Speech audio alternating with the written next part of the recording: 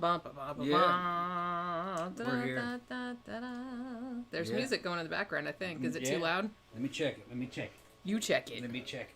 Oh, that's right. Look, that's why. Because I was sitting there going, "Are you high? Why are you bringing your headphones?" But I totally forgot about the thing. How is it? No, it's not loud enough. It's not loud enough. Are you sure? I don't hear anything.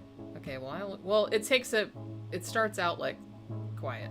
So just a little bit more. Okay. Yeah, because it fades in very slowly. It fades. Okay. Can you hear it now? Verizon. That's probably good. That's probably good. It's probably yeah, because I feel like that was right around minus 19 decibels, something like that was right about where it was. Because I got Jenny, are you already drunk? I wish. I've got Zach in here. No, I just started. See, that's the proof. Well, I don't know if that's proof because I could have drank one before I came on. But here. Trevor. Karen, Rob. Everybody's here. Yeah, and then we got more than that. I got 22 in there total. DJ Maniac says, I have acquired ice cream. Oh We're just getting this started. I wish I could eat ice cream. I can't eat ice cream. It's good to have you guys back on a Wednesday. Yeah, it's party time. Yeah, and got the lights going, got the music going. It's hump day. It's halfway through the week. I was going to call this hump day party, but I didn't. People might get the wrong idea. People might think this is a whole other kind of show. I got some spiced rum. It's pretty good. That's rum. Right. You did buy rum at Sam's last time you were there. Yeah, I got normally what I get, but I got that spiced rum was fucking price. I just couldn't pass it up. And I had that spiced rum before. It's that Sam's signature spiced rum, and it's just like Bacardi. I think it is Bacardi. Yeah. Bacardi or Captain Morgan's or something like that. It just tastes like good. Zach says music is also a tad louder than you guys, so I turned it down a little bit. I mean, we can't hear it, so. Hold on, let me check it again. I can hear it, but it's really. I don't know what quiet. the song is, too. It's just like a general 3-hour vaporwave. Yeah. Mix. Yeah, tad it down. Bring it down just a tad. Just more. a tad. Bring it down. Okay. Yeah. A little bit more. A little bit more. Okay. A little bit more. A little bit more. Wait a minute, you know what? It's not going down. Oh, I see. I know what it is. I had to wait for it to. Yeah. Behind.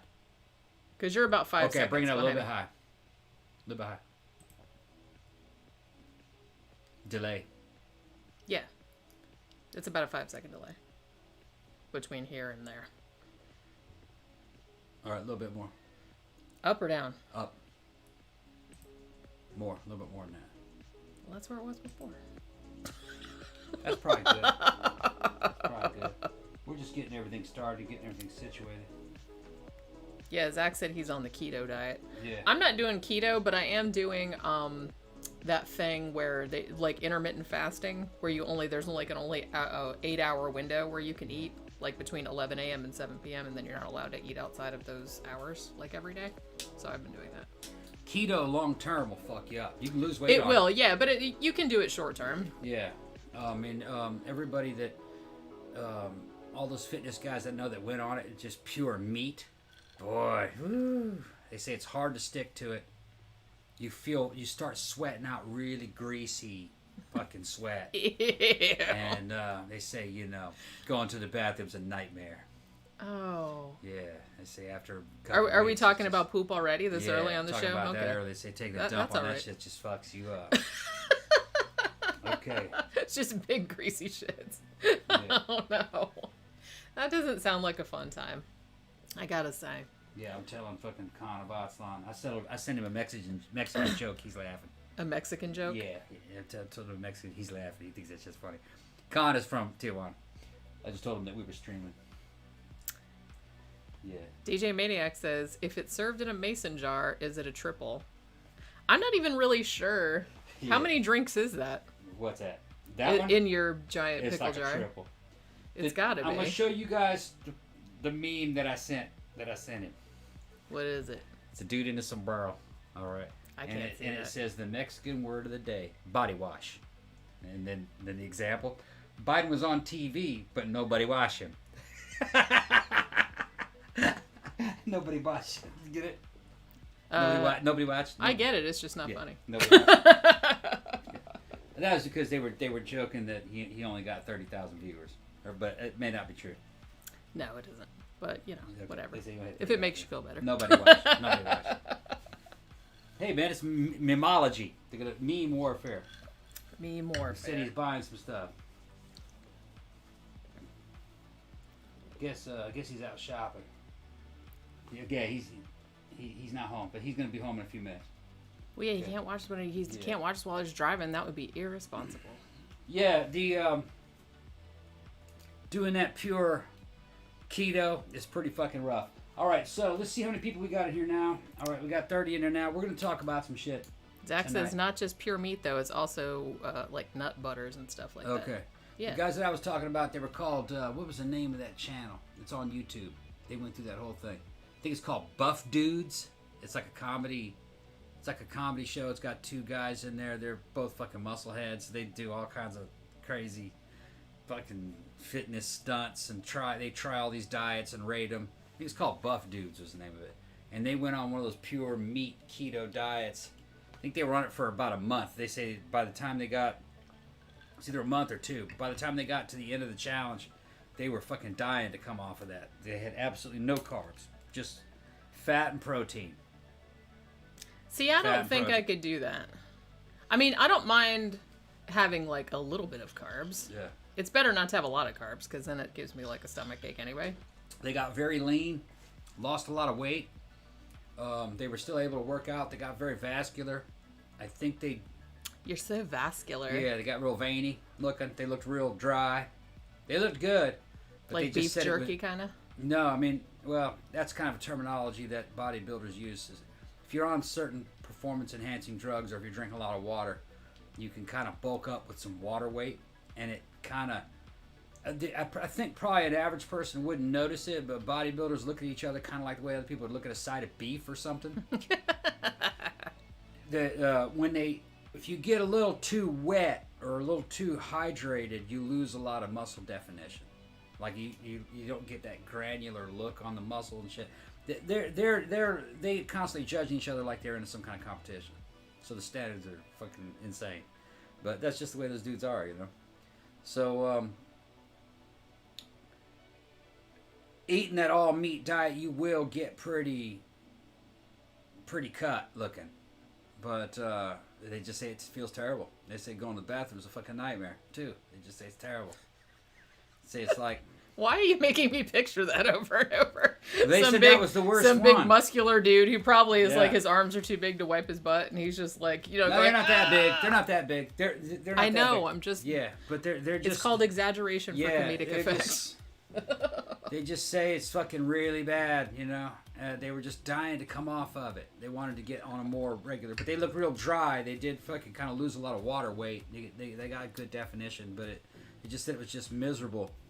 And they felt energetic, but they just said it was a weird kind of energy. It didn't feel normal, you know. You have to go back and watch the episode. I don't remember all the details. They just didn't like how it felt.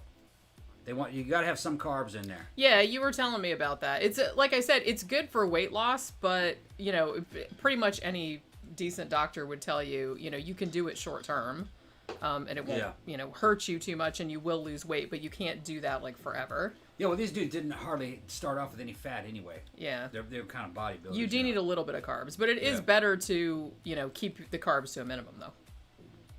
I think. What? Yeah, I don't know. You don't know? Yeah, no, I'm just saying, yeah. Oh, I don't know. I don't know. I never know when you're done talking. No, I was done talking. No, it's like, no, what you were saying, about, dudes looking at other dudes like they were a side of beef or whatever. Yeah. I was like, you guys, for any of you guys that watch my book review channel, this might be a couple weeks before this goes up. But speaking of cannibalism, yeah, I'm reading this shit right here. This is fucked up. This is very fucked up. Yeah. So, yeah, I'll be reviewing this in a couple. It's, you know, cannibalism. That's all I'm going to say. Yeah. There's a lot of cannibalism going on in this. And it's like, okay. It's legal. Cannibalism is legal in this book. DJ says that DJ Maniac says half my pro wrestler friends are either keto or vegan. I've seen a lot of the evidence, you know, that guys have, you know, done. You know, they'll do whole videos on it. They'll do blood work and they'll keep track, and there's a lot of fake fitness out there, just like there used to be fake fucking kung fu, fake martial arts. There's fake fitness too. Fake natties. Guy saying he's all natural, fucking no enhancements. That dude's on SARMs or fucking steroids, you know. The fucking dieting, man, no extreme kind of diet is good for you. Just sorry. None of those extreme diets are good. I wouldn't do keto, not pure keto. I'd maybe bump up protein intake and but then eat some carbs. And, I think that's but don't do it purely. That's kind of the most sustainable diet, really. It's just you need grains, you need you need meat, you need vegetables and fruit and stuff. Keep carbs to a minimum and sugars to a minimum, and you can do that forever, and you'll probably be like, And something else you got to think about is that the bodybuilders of today are not like the bodybuilders of, say, like Arnold Schwarzenegger's era, back in this golden era of, the 70s and 60s, 70s.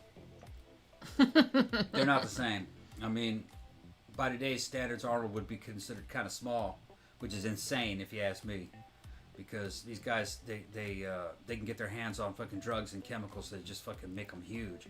And they're also, they have good genetics too. It's everything. But those Mr. Olympias started in the 90s and the 2000s. They were just got too fucking big. I mean, the aesthetics weren't there, man. Big. They didn't look good, if you ask me. The aesthetics were not there. I mean, I respected that that's what they wanted, but I kind of like classic physique, which is kind of like what Arnold and the old classics from the 70s. To me, that looked good. But they would consider that to be easy to do nowadays. But it's just the evolution of that. They're going to call it a sport. It's not a sport. There's no scores. It's judgment. They're judging. It's what the judges want. Well, it's an aesthetic. It's a fucking beauty contest. It is. It's a male beauty contest. It's just really, really funny that they don't call it that. It's just they don't want to say that. It's just kind of like the way that, perfume is perfume, but if it's for a man, it's supposed to be called cologne. Yeah. It's all the same the shit, Olympia is fucking an extension of Mr. Universe, that's the male version of Mrs. Universe, and fucking it's a beauty pageant.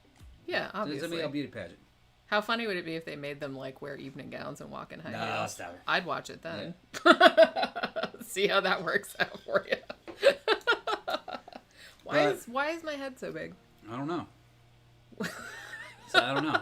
It's genetics. I just kind of I guess because I sweat my bangs over here because I kept fucking with them and I couldn't get them to do right, and I was just like, you know what, fuck it, I'm just gonna put them like that, but then it makes my fucking head look enormous. Maybe it's just my imagination because I'm so used to having bangs that when I don't have bangs, I'm always like, look how fucking giant my head is. Oh my god. Yeah, talking about Lou Ferrigno. Yeah, Lou was actually bigger and taller than Arnold. Eventually, he filled that body out more. I think he was bigger. And I think he looked probably a little bit better than Arnold in a certain way. But let's be honest. Bodybuilding is a fucking beauty pageant for men. A lot of it has to do with charisma and personality, and basically Arnold was the fucking king. But we're talking about the old Arnold of the 70s and 80s, If you go and see Pumping Iron, you can watch that for free on YouTube. At least it's free for me. I have that YouTube. I think it might be on Tubi as well. On Tubi, maybe. You see what Arnold was like before he was a movie star and before he got into fucking politics. So much pot smoking. He was a lot cooler. he was a lot cooler. He's not the way a lot of people think he is. He's not a serious dude. He's a fucking joker. Yeah. And he's a fucking troll.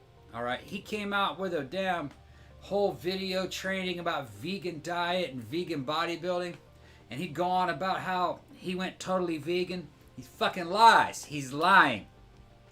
People that know him say he's lying. You don't know who fucking Arnold is. Arnold will fucking lie and pull your leg and do whatever. This goes all the way back to Eugen Sandow, one of the original fathers of bodybuilding.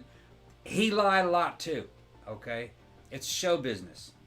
Just the other day, Arnold was talking shit and on camera, opened up his refrigerator to get something, and you could see in the refrigerator was nothing but fucking meat. Last year it was. That's not mine. Oh yeah, it's not man. Okay, and then he it's said, like when cops find drugs in your car. Yeah, and then he fucking came out. Just because, look, he's an ex-Republican. He was the Republican governor of California. he's friends with all these Hollywood fucking flunkies, and over time, California just kind of affected him, and he's full of shit. All right, he's full of shit. Whatever is popular, that's what Arnie's gonna tell you. Okay, he was said that he was gonna fucking drive nothing but his Tesla, nothing but his electric cars. That bitch has got a Bugatti. He's got a fucking Bugatti Veyron, and drives it in bumper to bumper LA traffic.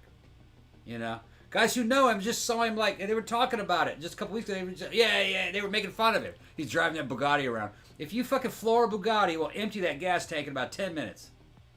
All right? He's got all kinds of shit. The motherfucker owns tanks. He owns tanks. Well, yeah. Okay? Because why wouldn't you if you can afford it? And he's got a bunch of houses and shit. Don't listen to fucking Arnie. Arnie's full of shit. He's a troll.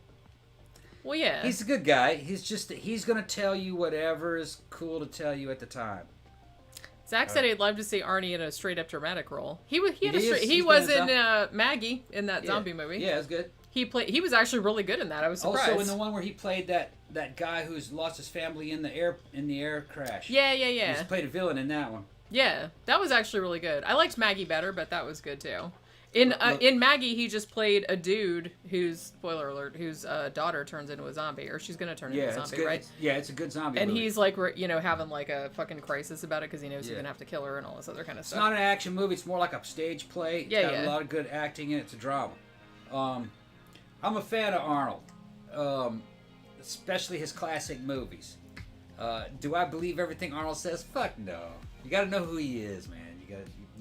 You find out who he is by listening to guys like who grew up with him in the fucking bodybuilding scene back in the day, like Leroy Colbert or Leroy Colbert. That was his fucking buddy. He came up with him in Gold's Gym. He was the first black bodybuilder to be on fucking Muscle Mags. Fucking Joe Weider almost adopted him like a son. That was fucking Leroy. And there's Leroy's entire fucking body of work is on YouTube. Before he died a couple years back from a fall.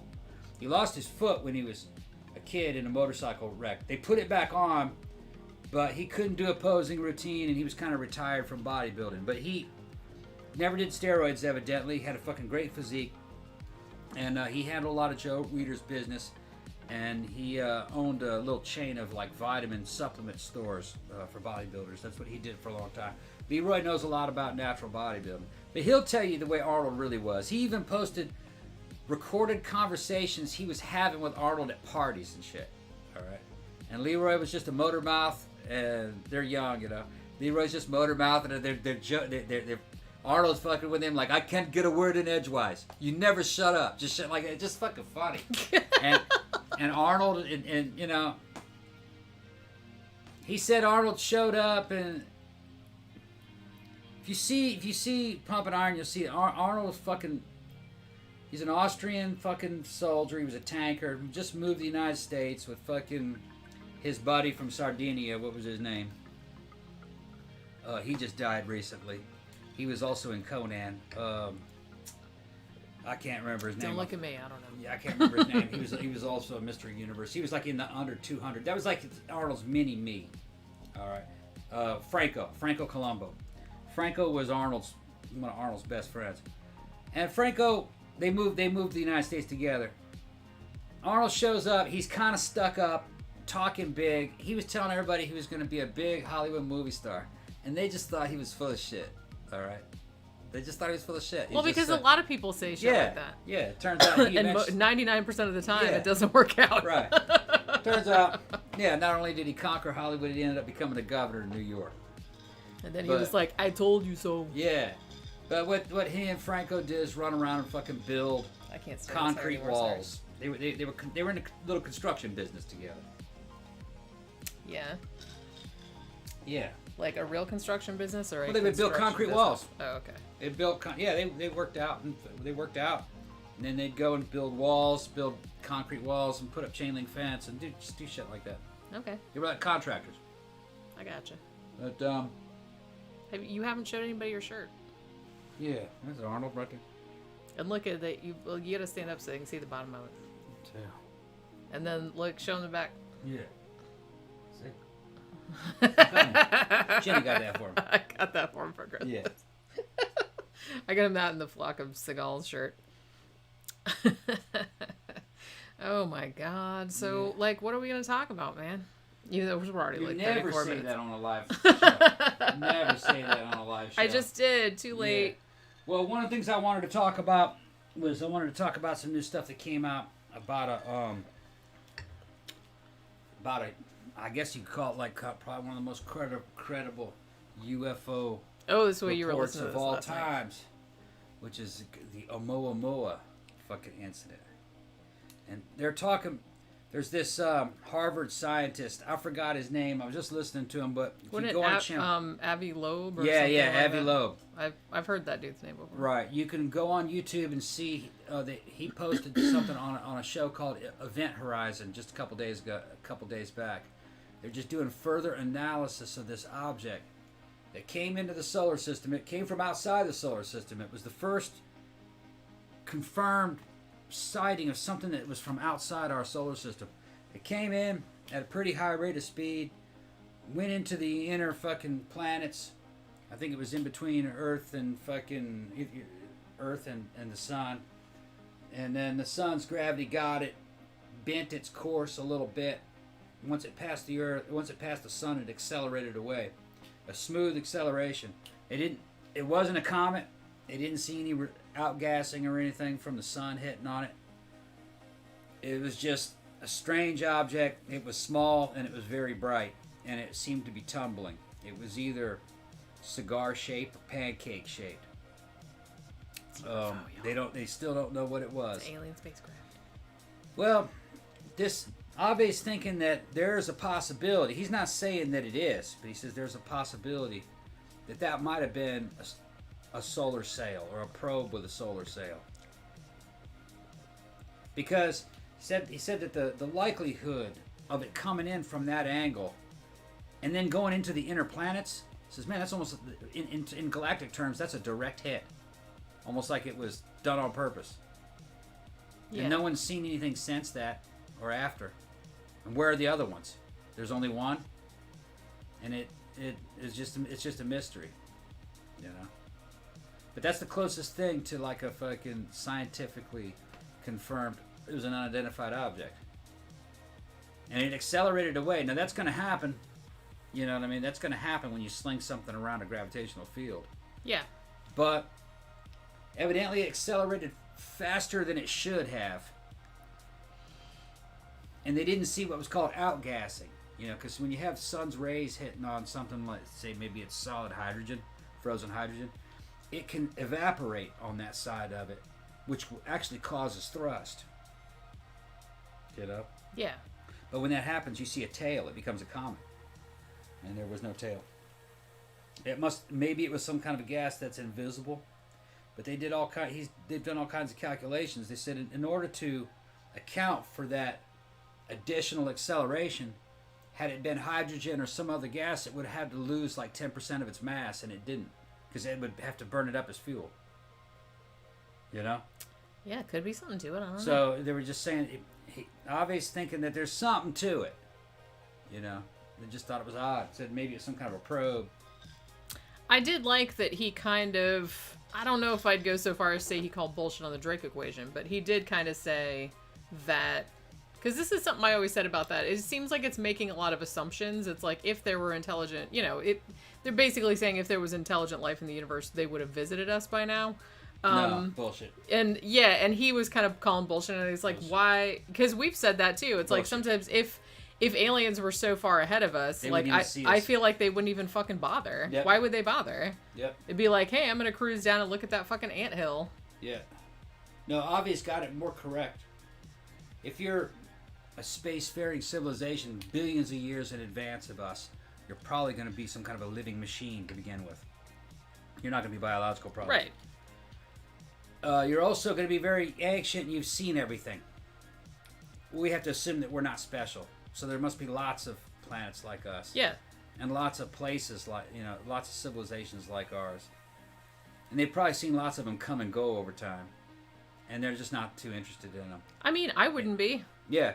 Well, if you go out to your backyard, you see a bunch of bugs.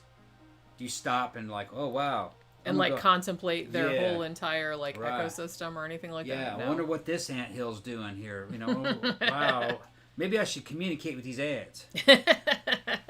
You know, maybe I should try to establish a fucking technology transfer with this fucking hive of fucking hornets. You know what I mean? Or this beehive. Yeah. Maybe I should trade. Maybe I should give them fire. See what You know happens. what I'm talking about? You wouldn't do it.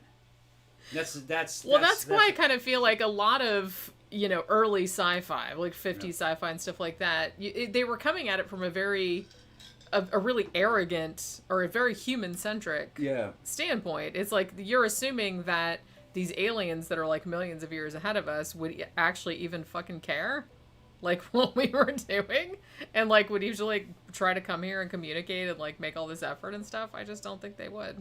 And I'm not saying that I don't think that aliens exist. I'm sure they do someplace. Have they been here? That's a whole other question. I just, in a lot of ways, I don't think they would bother. You know what I'm saying? There's been some sightings of some weird shit over the years. Yeah, but it's like It's hard to just brush off, and I'm not saying that they don't like cruise by sometimes, but all the people that said, I don't really think they care. I think they just kind of are going around like checking, like, hey, how they doing? All right, whatever. We're gonna go check the next one. Some of this stuff, like the Tehran UFO, some of the stuff kind of like the Tic Tac UFO pilots, stuff that pilots had seen. The real what's the Arizona? What was that lights? The Phoenix lights. The Phoenix lights. Yeah. Yeah. Some of the Phoenix lights were flares, but not all of them. But we'll do a show on that one of these days. Yeah, we'll do a show on that one of these days. I put it in the poll, but it lost. Fife Simonson saw it. Later. The governor saw it, and he said it was an extraterrestrial craft. He said it had to have been. But he didn't say so at the time. It was afterwards. He's like, yeah, I saw it. Well, wasn't he like making fun of it at the time? Like, did he have somebody come out like dressed like an alien or something? Is that what I'm thinking of? Yeah, people thought he was mocking it, but he said he wasn't. He was just trying to take the edge off of it because everybody was really starting to freak out. Was wigging out, sure. And he saw it too, evidently. And he was trying to calm everybody down because what are you going to do? There was nothing to do about it. Well, yeah. And he tried to call it up to Washington. Washington didn't want to talk about it. They were like, we don't know. We don't care. What do you We're want just us to do humans about like you motherfuckers. Yeah, we don't know what's happening. They're like, what do you want us to do about it? Just big ass fucking V. Big old black V with lights in it. There's one video that survived, and you will see it on some programs, but it's very grainy and fuzzy because it was taken with a real bullshit quality VHS camera at night. And you can see them trying to focus in on it, talking about it. And it's far, but you can see the 5 lights in the V shape at an angle off towards the horizon. And the whole state saw the fucking thing. And they got backup, you know what I mean? The people that ran 911 said thousands of people were fucking calling, and it was coming across the state. You know what I mean? As it flew across the state, and as it passed cities, the 911 operators started getting hit. There was something. They saw something. And it was odd. Some people say that they saw it real clearly, and there was a lot of witnesses. And the governor saw it, and he said it was amazing. But there was nothing he could do about it. Yeah, so I think they do come by, but I don't think they're aliens as you would think. You know what I mean? They're probably just like it's a fucking AI probe. Not even AI above AI. Well, yeah, somebody earlier in the comments said that it would be like the Borg. Be like, I don't think it'd be like the Borg. I think it'd be more like the monolith out of 2001. Be like that. Yeah. It'd be the ultimate expression of fucking technology and life. It is alive. It's intelligent. It's far more intelligent than a human being. We're just bugs compared to it. It's a godlike intellect, and it's not biological. And it's probably not even electrical. It's probably something happening in a damn quantum realm. It's slightly in another dimension. It's just way, way ahead. Compared to us, it would just be a god. But it's just things that float around. They're probably all interconnected, like in their own internet. And who knows? In 2001, they just monitored and seeded planets, to try to maybe making life happen and improving on things that are alive. So one day that can evolve to the point where it can make another artificially intelligent species. In other words, it's kind of like taking care of a nursery. You know, that's like what it would be doing. Although I feel like they were kind of going that direction when they, you know, in the movie Prometheus. Yeah. But then they were kind of like seeding planets, and they're like, well, we fucked that shit up, so let's just like fucking wipe them out. Let's start over. Well, it took me a long time to figure that movie out. You know, when we got it on Blu-ray, I looked at all the deleted scenes. I was trying to piece it together. Over the years, the scripts, the drafts of the scripts had leaked.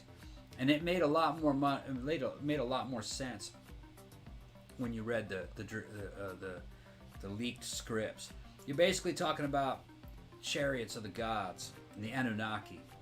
All right. Well, yeah, that's where he got a lot of the ideas from. Right.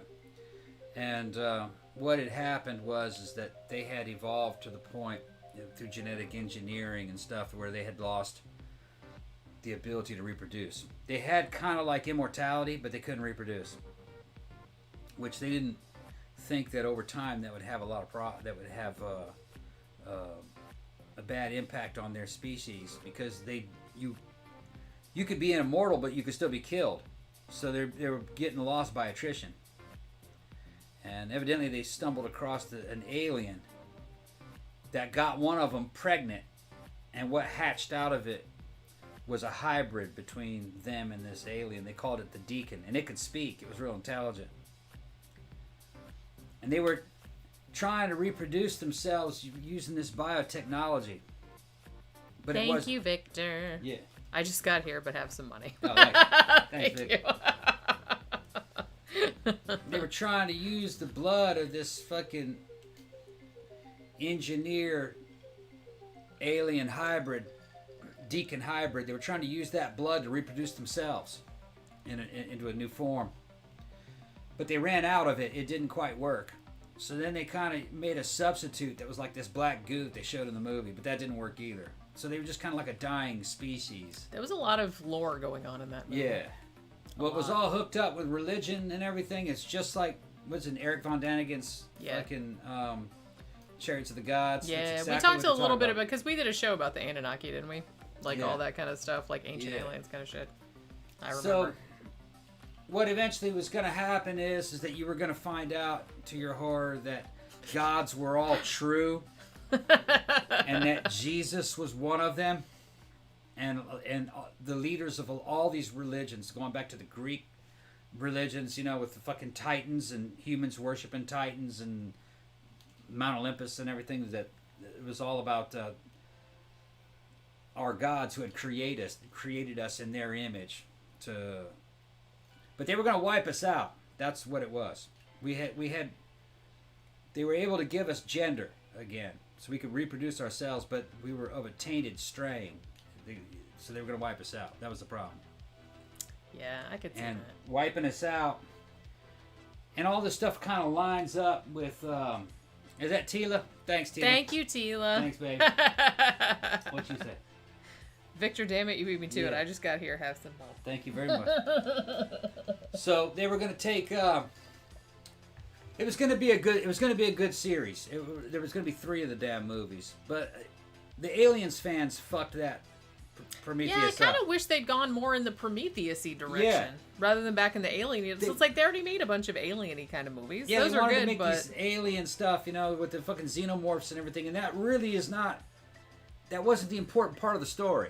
The important part of the story was these engineers, you know, and Ridley kind of fucking bowed to the Alien fanboys and was all right. We're gonna make it about aliens, and it didn't come out as good. Well, see, now that's what happens when you try to please everybody. Yeah, you can't please anybody. It's you know what I mean. It's just like, I feel like if you're somebody of the caliber of Ridley Scott, go with your instincts, man. It's like, some people are gonna bitch, but it's like, no matter, you could make the fucking masterpiece of the world and somebody will still bitch about it and hate it. So don't worry about it. It was going to be a badass series. It was going to be about gods making man and man trying to become gods. All right. Yeah, which is a great theme. I mean, that's great. And it was going to combine Alien and Blade Runner, which were taking place in the same Ridley Scott universe. And it was... The engineers made us because they were trying to recreate themselves in their image. But we were fucked up, so we wanted to become gods. And we were becoming gods by making creatures in our image, which were robots, or like androids, and replicants. Yeah. And you were going to be dealing with a property that had a bunch of conflict between dudes making robots and replicants, and aliens making humans, and aliens making things xenomorphs. And all that was going to be happening at once. And see, that would have been fucking badass. Yeah, I kind of wish they'd done the whole trilogy. And if you had the money, you could even throw the Predators in that. Because they're evidently in the same universe too. No, let's not do that. But you could do that later. That'd be a little overstuffed. Yeah. Because, I mean, you're talking about a lot of, big themes, big concepts. Yeah. I feel like you would just muck it up if you threw the Predators. And not that the Predators aren't cool, but I'm just saying, let them stay in their own movie. I didn't like that Alien versus Predator, mashup. The theatrical release of Prometheus was fucked up because they edited some shit out that really should have been left in the theatrical release. What the engineer said to fucking Peter Whalen should have been left in there. Well, that of all because that was things. A huge fucking. Yeah. They took so much out of that movie. So much. It's in the deleted scenes in the Blu-ray. You should have had the engineer talking to Whalen through the robot, and it should have been subtitled at least, so you understood what the hell was going on. And if you haven't seen the movie, or if you haven't seen that deleted scene, basically the fucking robot, the engineer comes out of hypersleep. He's like, "What the hell are you doing here?" And the robot says, "This man has come from Earth thinking that you created him, And then he's like, "Well, what does he want?" And he goes, he thinks that you can give him eternal life. And the engineer says, "What has he done to make him think that he should deserve eternal life?" Right, bitch? Yeah. And then Whalen says, through the interpreter, he says, "See this man right here? My company built him. I made him. All right." And he goes, "I'm a creator like you." Which was the wrong thing to say. Creators. And he goes, "I built this man, but he's better than I am because he can never die. He's immortal. And me being a god like you, we should never die." And that fucking engineer fucking ripped that robot's head and beat him to death with it. Fucking and you go like, "Well, wait a minute, hold on." And you're supposed to go, "He said the wrong thing, evidently, but what was it, that was wrong about that?" And you were going to find out later in the second movie about how the aliens that made us hated us because we made technology and we were trying to become like gods. Well, yeah, it's you're kind of a godlike being, right. And then you have these little upstarts that you kind of see like little ants or bugs or something, and they suddenly get delusions of grandeur, and they're coming up and going, "I'm just as good as you, motherfucker." Yeah, they're like, "Yep, squish." Right, and we were actually failures because we were little and weak and evil. All right, with all this corruption and shit and sin. So it said, sin is what they're talking. We were supposed to be a lot bigger and a lot better. Yeah, these are such a disappointment. and be biologically perfect and be immortal and still be able to reproduce. So we were actually the opposite. And the reason why the engineers all killed each other is because a war broke out in heaven on whether or not they should wipe us out or not. Yeah. All right. Well, they all wiped each other out. He was the last one because he had faith that maybe the humans would eventually evolve into something like them. But he woke up 2,000 years later and found out, no, so he killed all his buddies for nothing. Yeah. So that's why he was going to go deliver the black goo and wipe the fucking planet out. Yep. So in case you didn't see all the deleted scenes. That's right, yeah. Yeah. And then it's the whole war. It was a very biblical theme. It was a war in heaven type of theme.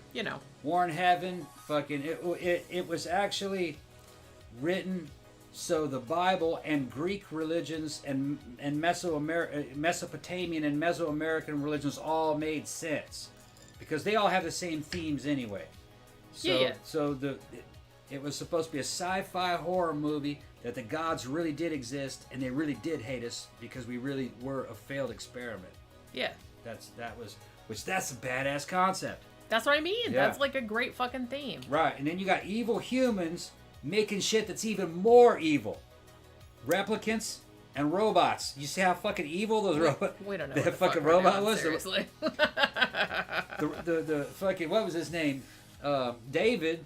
He was like a fucking perfect man, but he was total sociopath. Yeah. Total sociopath. He didn't have any empathy. But he was the perfect man. Yeah. The perfect man is a fucking sociopath. That Yeah. is fucking... That kills its god and kills its creator. So Yep. it's exactly along that fucking... Telling you, man, the motherfucker drinks too much, but Ridley Scott's a fucking... can come up... We can't really... That's the pot calling the kettle black, right. really. We can't really shit on anybody for He drinking comes up too with much. comes up with some really cool ideas. That's what I mean. That's a great fucking Yeah. idea. And it's like, I like Prometheus. A lot of people didn't. But I do think that the concepts of it could have been more clear. You know what I'm saying? It was a little muddled. But like I said, I think the main problem was they took a lot of stuff out that probably shouldn't have been taken out. Yeah, DJ Maniac said it'd be like walking up to Gordon Ramsay and saying, I'm a cook too, and then throwing some hot dogs in boiling water. Yeah, exactly. Ta-da, see? Well, yeah, it's funny because for some reason, like last night, because I was like really, really tired, and I was like, I just want to watch something kind of fun that's like that I don't have to concentrate too hard on. So I noticed that Hulu has like all 10 seasons of MasterChef, and I haven't really kept up. I think I saw the first 5 or 6 seasons, and then I kind of like forgot about it. So I started watching season 10 last night, and man, I love fucking Gordon Ramsay shows. I like MasterChef because I like Kitchen Nightmares too, but I kind of enjoy shows more where people are good at shit. You know what I mean? Because I know there's a whole subgenre of these kind of like reality or competition type shows. It's like, look at these losers that can't cook and we're going to make them cook things and look how they fuck everything up. Because I think there's one called Nailed It, where they, hey, make a cake that looks like this and it just looks like fucking sad. That's not really that fun for me, like just watching people fail over and over. So I actually like stuff like MasterChef where those people actually do, most of the time, know what they're doing. I'm not saying I don't enjoy every now and then when somebody gets shit on, because, like, the one I was watching, I think I watched, like, the first 2 or 3 shows on MasterChef. This was season 10. And the one guy that was there, I can't remember what his name was, but he was, like, that dude he was from Boston, and he was, like, real, like, super Boston and, like, super Italian. And he made this dish.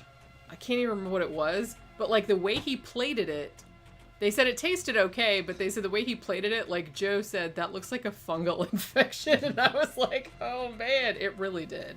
I mean, it looked like some kind of diseased, I don't know what he was thinking. They said it tasted all right though. It wasn't great, but it was like, okay. They're like, well, it tastes a little bit better than it looks, but it looks like fucking horrendous. But most of the people on there are like actually pretty good and actually do know what they're doing. But like I said, I'm only on the 3rd or 4th one. And the first 2 were, winnowing out, because however many fucking 100 people they get in there to, like, be in the finals, and then they, like, winnow it down to 20. So the first 2 episodes were that, like, winnowing down the people to 20. So that was the ones I watched, and then I watched, like, 1 or 2 more. They're in there talking about gods of Egypt and Exodus and stuff like that, which I guess those are other...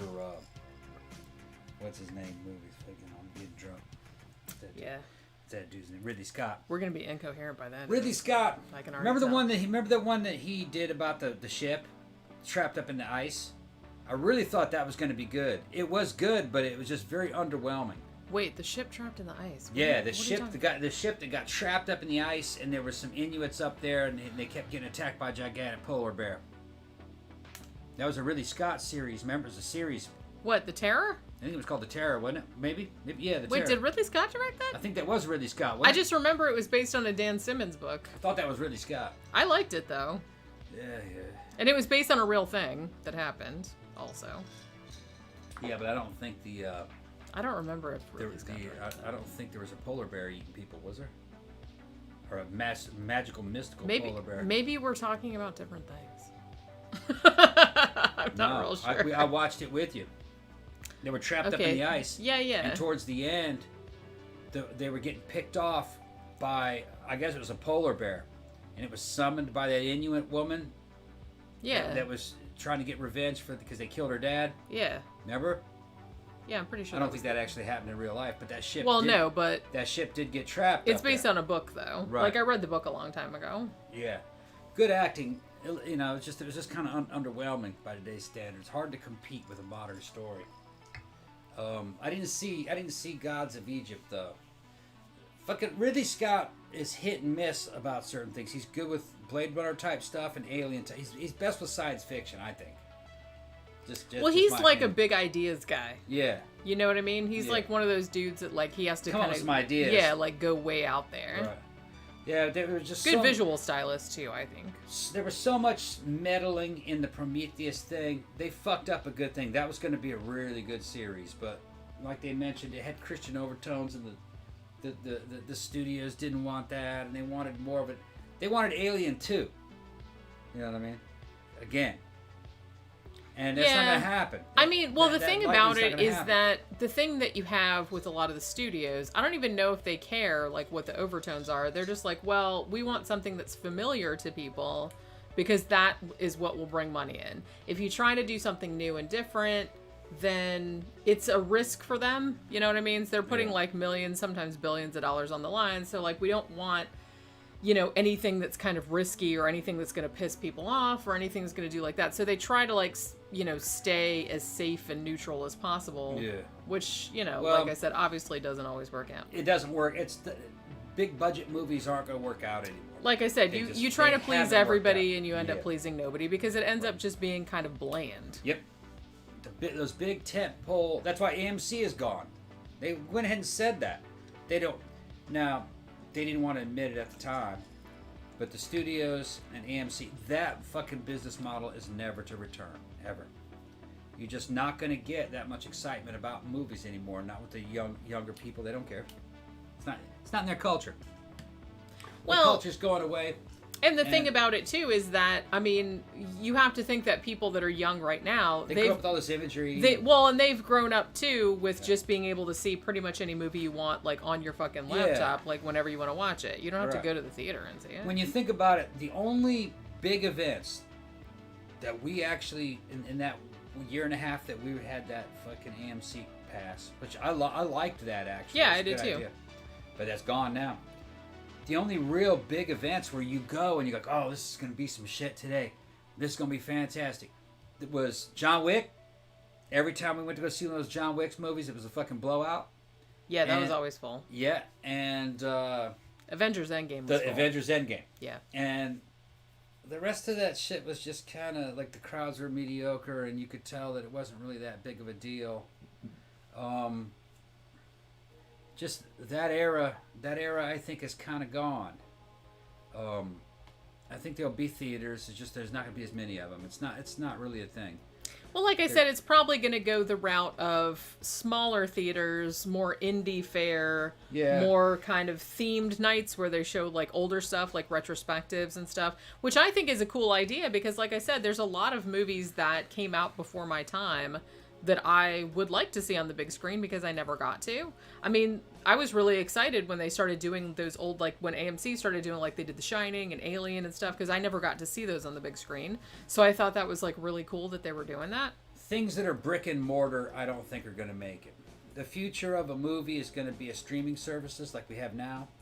And a certain day it releases, you pay extra money and you're going to put VR goggles on. That's what eventually it's going to be. I'm in the movie. And it's going to be like a 360-degree experience. You know what I mean? With headphones, and you're in your own home probably, you know, and it just goes into your Xbox controller port or whatever. I don't know. It's wireless. They don't have controller ports anymore. And you're going to have kind of like something even better than a theater experience. And you'll pay $15 for that. Something like that. That's probably what it's going to be. Maybe smell-o-vision. Yeah. I kind of feel like John Waters wanted that because wasn't it when Shit, man. What was the John Waters movie that came out and they distributed when you went to see it in the theater? They distributed scratch and sniff cards. It's ridiculous. With like shit that was like, you said there was like poop smell. There was like all this kind ridiculous. of. Like, I love John Waters though. Somebody said, okay, did Ridley Scott direct Thelma and Louise? I didn't know that. Hold up. I don't know. Holy crap. Somebody to Wikipedia. I can't go to Wikipedia on here. Yeah. I didn't know that. I mean, that doesn't sound right, but I'm not going to like dispute because I don't know. I can't check. I love Thelma and Louise. I don't think screens are the future. I think the future goggles. That's what I think the future's going to be. They're going to get that right eventually. Or it will be something where it's a headband you put on and somehow it uses some kind of radiation or some kind of electromagnetism to stimulate your fucking brain directly and you start seeing things or you experience things as if you're there. Might be something like that. Google says yes. What? I'll be damned. Okay. I didn't know Ridley Scott directed Thelma and Louise. That's a great fucking movie. I haven't seen it in so long I can't give an opinion on it anymore. Oh, it's so good. Yeah. Do you want another drink?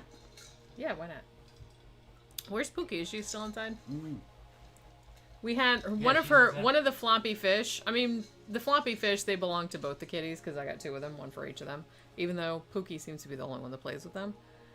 One of the fish is like, it still makes the noise, like it still goes waka waka waka waka waka whatever. But you know the little mechanism in it that makes the tail flop.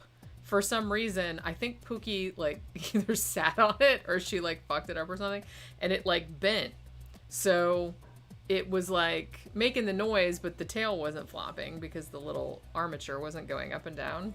So Tom had to go in there and like pull the whole thing out, like pull the whole little armature inside out, and he had to like reshape like the little pegs because it's like a battery pack thing, and then there's like a little arm that comes out with like a little pegs that fit in there. And I guess she made them like misshapen from fucking with the fish. So it's like, shit, how long did that last? Not even a month, because I gave her those for Christmas. So it's like, now she was like looking at it like, well, it's making the noise, but it's not moving. I don't understand what the fuck is happening. But he fixed it. So I guess they're both flopping now. I just feel like if she sits on it and like, you know, fucks up the shit again, we're gonna have to like fucking. He had to like heat up the plastic and like melt the plastic like back into shape so it would fit back into the shit. So that's what I mean. There's these fucking cats. Let's see. Where was I? Yeah, Tila says, I think movie theaters are coming back, just a matter of time. I think probably they are too. But like I said, I think it's going to be like a much smaller enterprise because I like going to the theater. Shit, when I used to live in, oh, I fell on something. Nah, I kicked it. When I used to, live in Daytona, they had this really small, it wasn't even like a movie theater. It was just kind of like a couple of rooms, and they just had like a big screen and a projection. And every Tuesday they had like, there was like an indie movie club or something in Daytona, and they would show like an indie movie like Tuesday afternoons and Tuesday evenings or whatever. And so I would just, cause it was only like a mile or two from my house. So Tuesdays, cause I used to work nights, so I was off during the day. So I would ride my bicycle down there every Tuesday and see whatever they had. It was just one movie, you know what I mean? It wasn't like you had a bunch you could pick from. But they even had like a little thing in the front where they'd make like coffee and hot chocolate, and they had like popcorn and cookies and shit like that. And you could just go back there and like fucking watch whatever the latest indie movie was. They showed like documentaries, foreign movies, they showed all kind of shit. It was really fun. So I think that a lot of movie theaters might be going like that. And you might see stuff like in Orlando we have Enzian, the Enzian Theater, which is essentially the same kind of thing. They usually show like indie movies, and they also have like a cafe. You know what I mean? So you just sit in there and there's tables, and you can get wine and beer, and you can have little, you can have little meals and shit like that. Tila says she thinks movie theaters are coming back. Yeah, I'm not sure that's what they I will. said. I don't know about big like multiplexes, but I think smaller ones might. I think that era might be gone.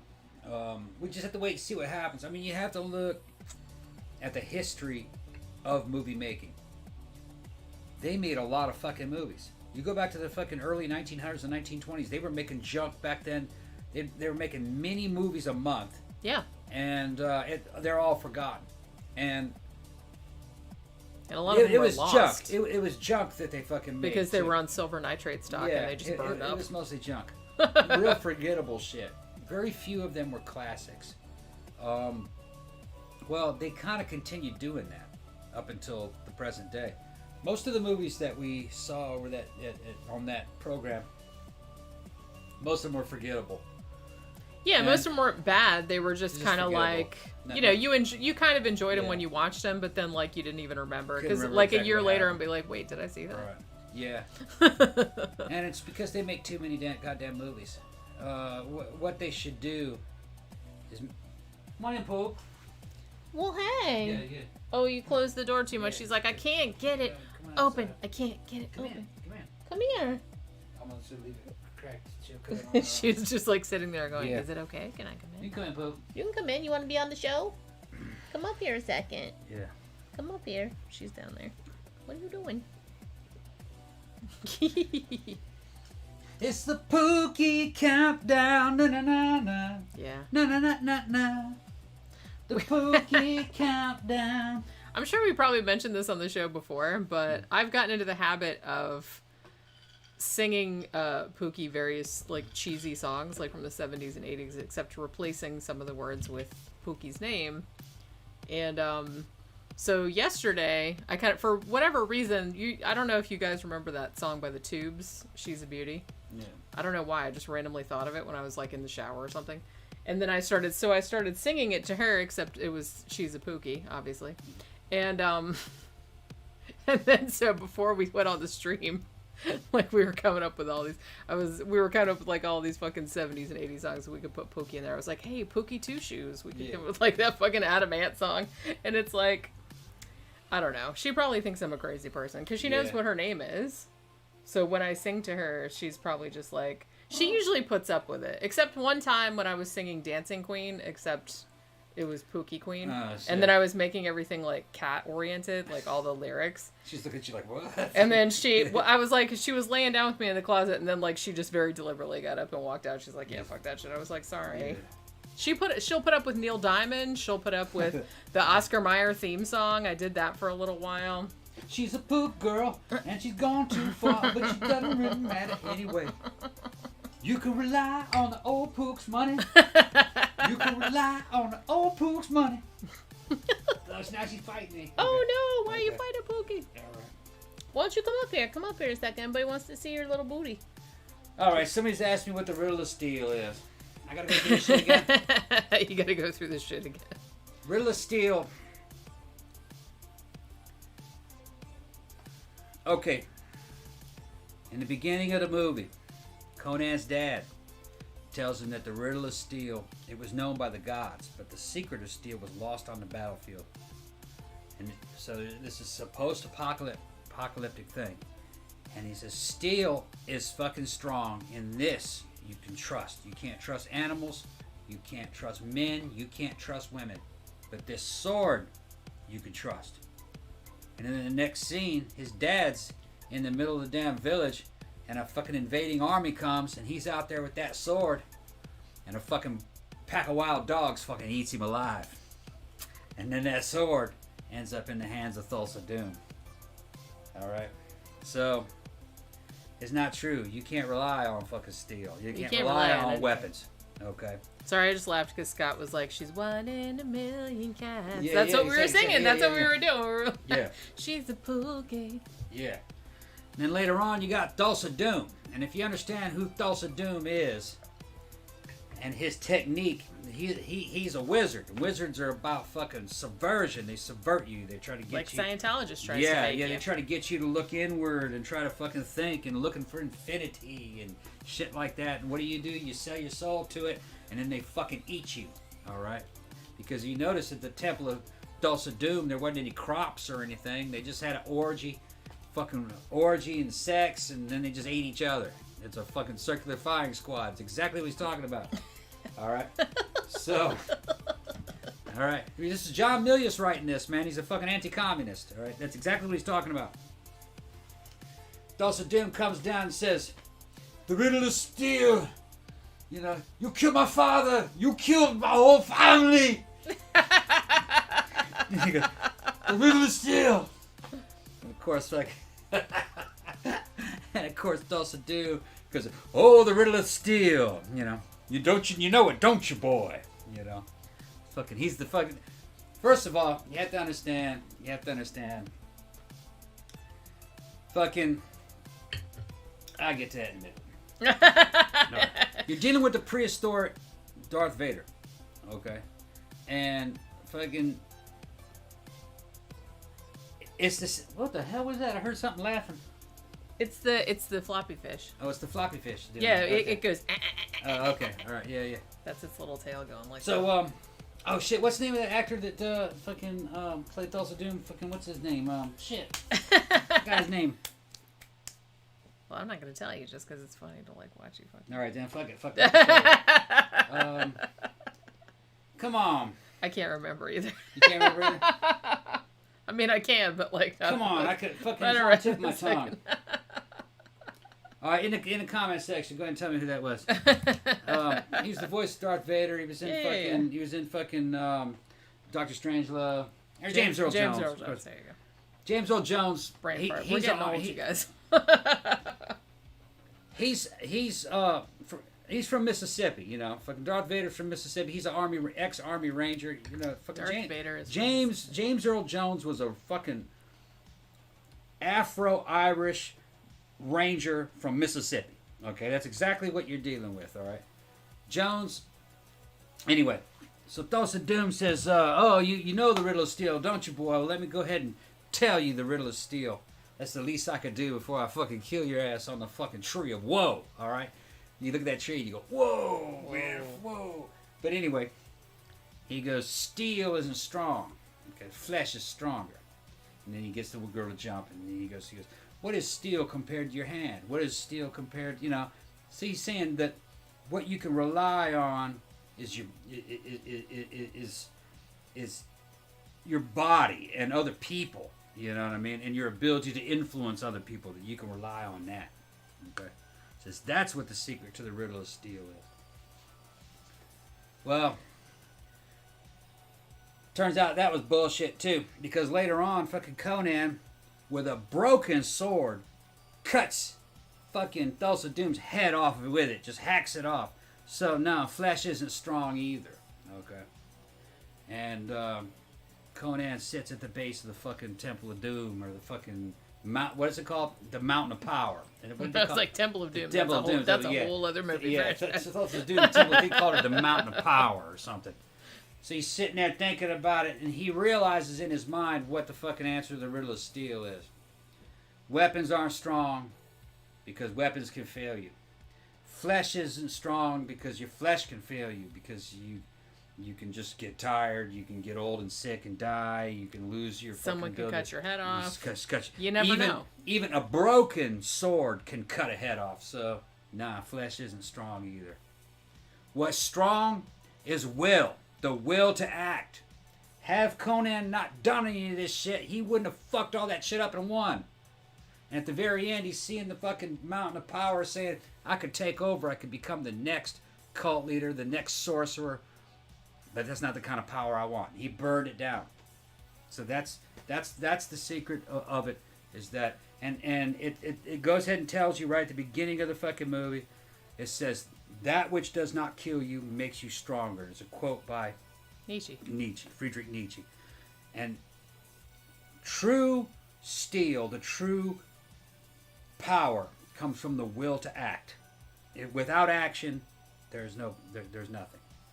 And in the very beginning, when Conan's in the pit, and fucking his chronicler's telling, he goes, Conan in front of all of them, he mattered. Because he was fighting in the pit, struggling for survival in front of the fucking roaring crowd while he was killing people. Then they cut some shit out. There was a scene where Conan kills 2 women down in there that he was fighting. Conan had no boundaries, and the crowd was fucking worshiping and giving him all this fucking praise. And that's where he got his sense of self-worth. And down in the pit, he realized that he mattered, that what he did mattered. That's the first lesson in the movie. What you do matters. If you don't do anything, then you don't fucking matter. That's what it means.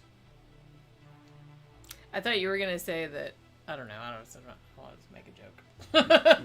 It's like mind over matter. If you don't mind, it don't matter either. So, if you don't do anything, it don't matter.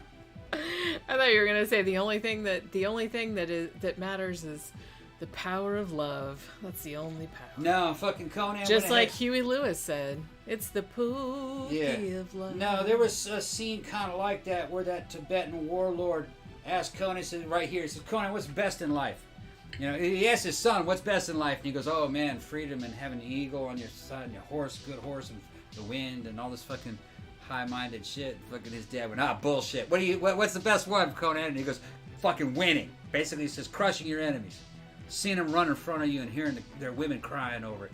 So Conan was more right. Well, what really matters in life is winning. Winning. You don't want to be a loser. That's the. No comment. What is best in life? Winning. No Zach says, do you guys like turkey Manhattans? I don't even know what the hell those are. That sounds like a really weird cocktail, but yet intriguing. I would eat a turkey martini.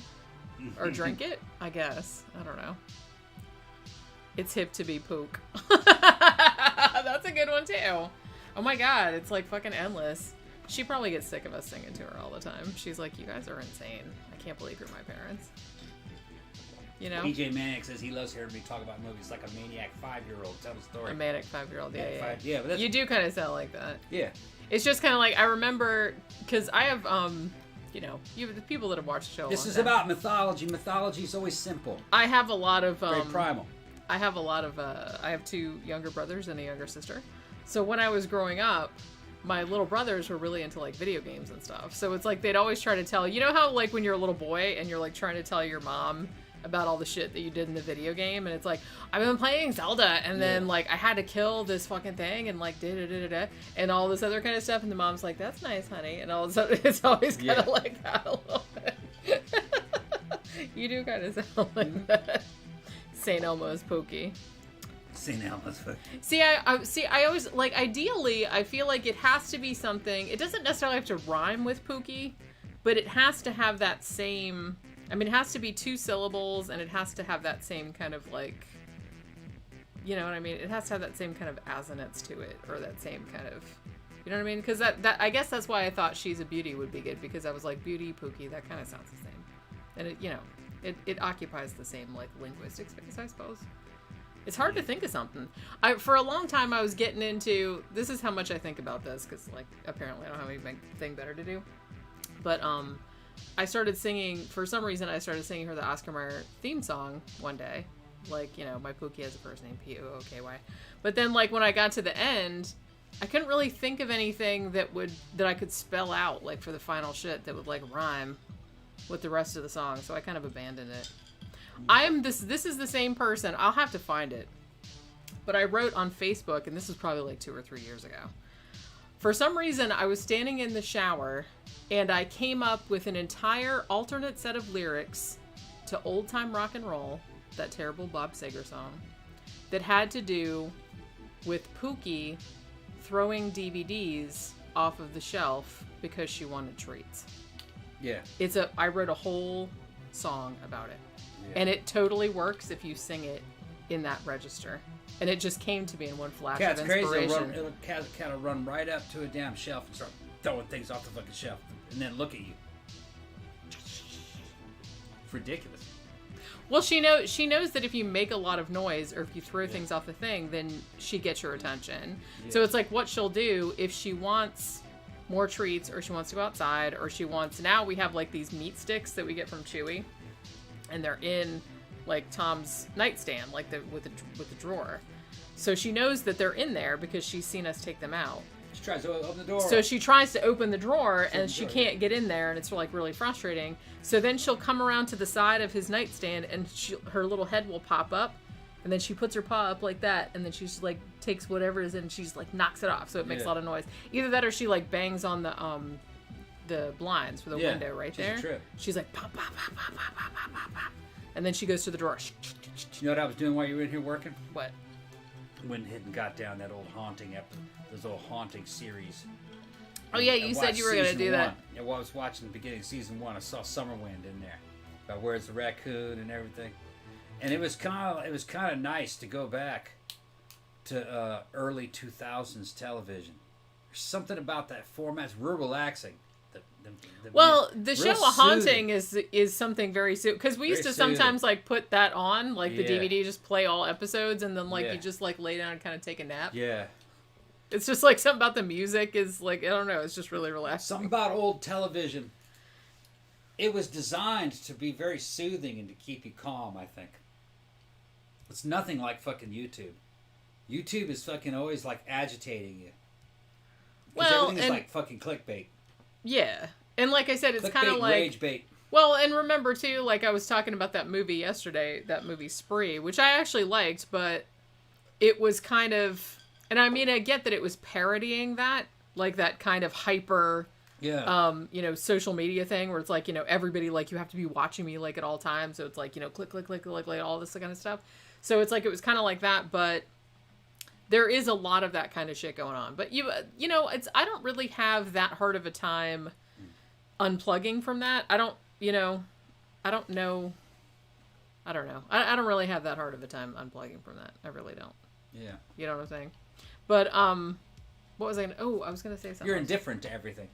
No, it's not. It's not that I'm indifferent. It's just, I've gotten to a point in my life where, because I feel like a lot of my youth, I was kind of just worried about everything, and I was like over anxious, and I was like, I kind of thought that I could control more things than I could control. You got old once I got old, and I was kind of like, you know what? It's like, really, there's a lot of shit that I can't control, and that's okay. Like, and me stressing out about it is not helping anything. It's just making me feel bad, and it wouldn't change anything one way or the other.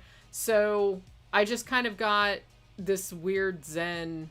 It's not that I don't care, I do, but there comes a point where, I don't know, it's not apathy exactly. I don't know if you guys know what I'm talking about. I'm not apathetic. I do care about shit.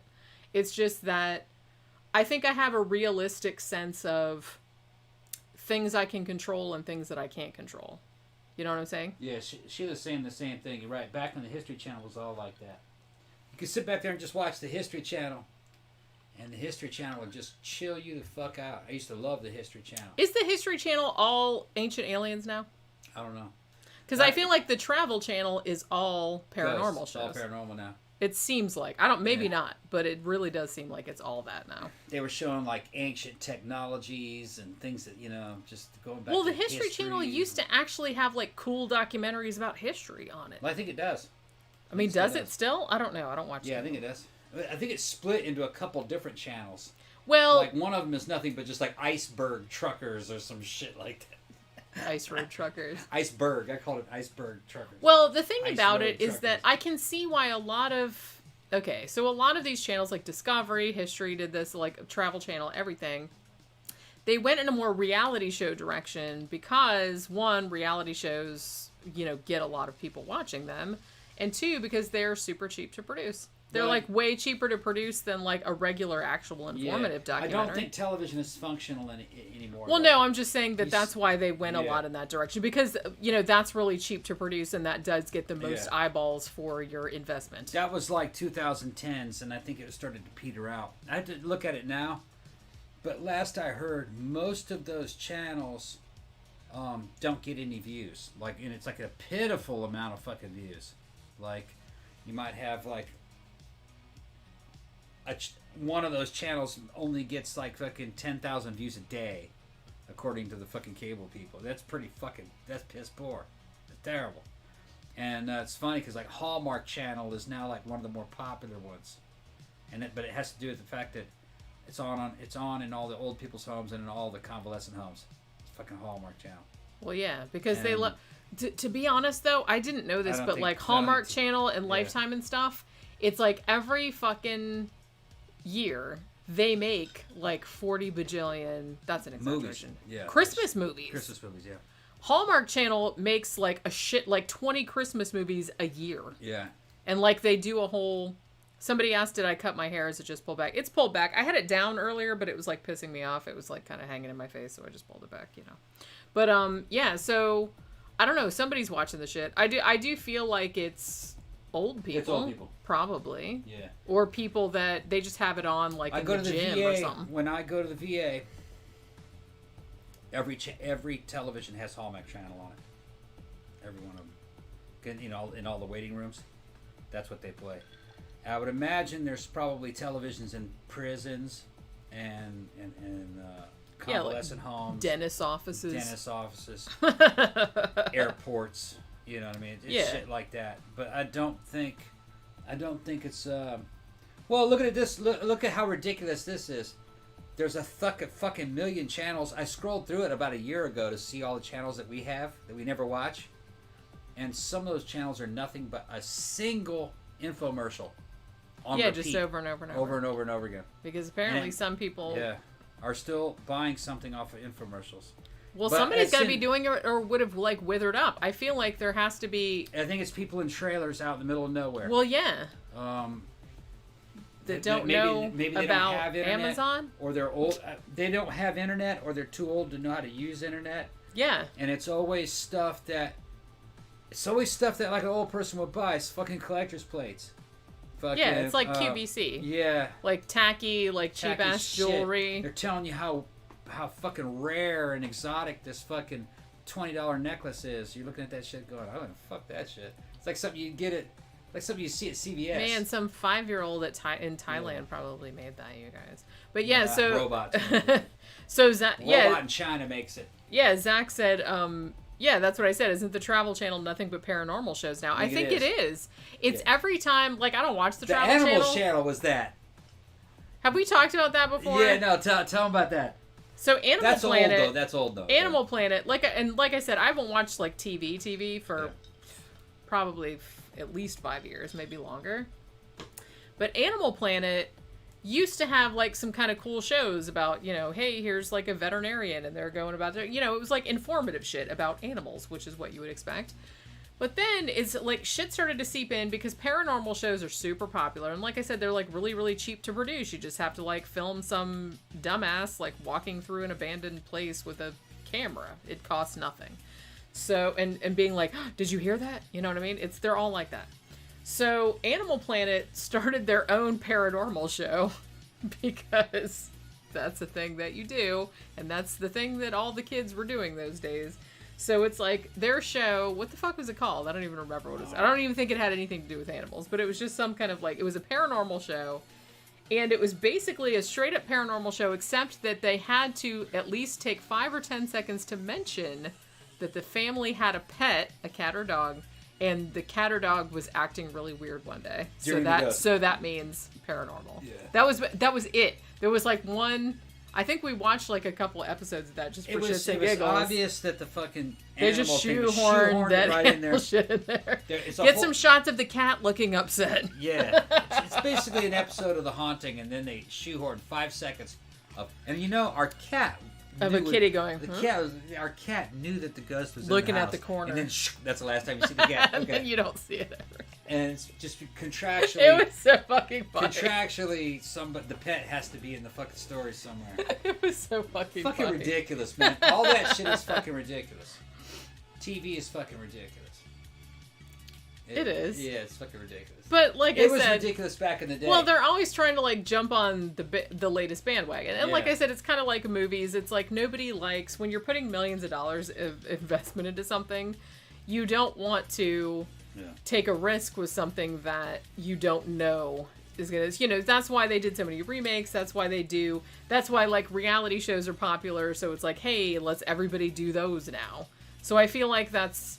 You know, like I said, I haven't watched cable in a really long time, but it did feel like History and Discovery and everything like that, you know, all those kind of channels, which used to have really cool shit on it, like, you know, really interesting, like, documentaries about actual history and actual science and stuff. Tila says Possessed Pets is one of them.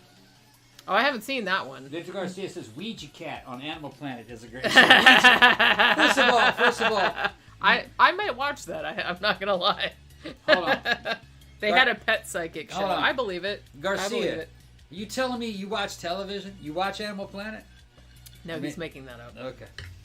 I don't know. He might be. He might actually. See, that's watch the thing. You don't know. I don't know. I mean, is that a joke? I have to go back and see. I mean, we haven't watched fucking television in a long, long time. It was bad. Television was always bad, but you didn't really know it was that bad when you didn't know any different. You know what I mean? Well, and it's not Back like in the you 80s had and a 90s, huge amount invested in it. To watch It's like you just come home was from free. work, you know, you'd heat up your TV dinner or whatever, TV. and then like just hypothetically, Yeah. and then you would just like sit down and like fucking watch whatever was on. You know what I mean? You'd watch whatever. I watched all those paranormal shows 'cause I thought they were stupid, but it's like Every time there was nothing else on. I remember every time I turned the TV on, it was always like fucking late, and it was like shit like Sally Jesse Raphael or fucking Geraldo or fucking just something. Remember that fucking bullshit television they used to have? I used to watch that sometimes, Yeah. just because That's what was always on, because everything else was just fucking lame as shit. And if you were Just home lame. during the day, and like I said, a lot of times I was home during the day because I worked at night for a long time. So sometimes, I didn't sit down and watch it, but sometimes I would have it on in the background while I was doing it, like cleaning or doing whatever. Our internet was Jerry Springer. Yeah, I never got Just into laugh. Jerry Springer because even that was I thought it was awesome. It was too irritating. I thought it was awesome the first couple seasons, but then it became obvious that it was fake and that everything was staged. Well, and yeah, because but they ran out of guests. yeah, People didn't want to go on the show anymore, so they. well, that kind of went even like the relatively. I mean, compared to like Jerry Springer and what was the older one, Morton Downey Jr. Compared to like those, which were kind of like the extreme kind of outliers. You had Sally Jesse Raphael. You had Ricky Lake, Geraldo, which was kind of a gray area, but that purported to be serious. But most of that shit, I don't like. Obviously, those were real people, but I think a lot of those were not who they were purporting to be on the show. No, they were fake because we know somebody that was on one. Yeah, I think those were actors generally, or they were people that They just wanted to fucking show off. wanted to show off. So they like had a good story. So they came to you and said like, "Hey, they made up a story," and then Victor Garcia fucking admitted that he made that up. That Ouija cat is. I told you. Even I'm not that dumb. I was like, I'm not Dumb, saying that I'm not dumb. I'm not saying that show couldn't exist. You think that couldn't exist? It wouldn't surprise me. Yeah, Animal Planet would do well by putting a fucking show up there called Ouija Cat.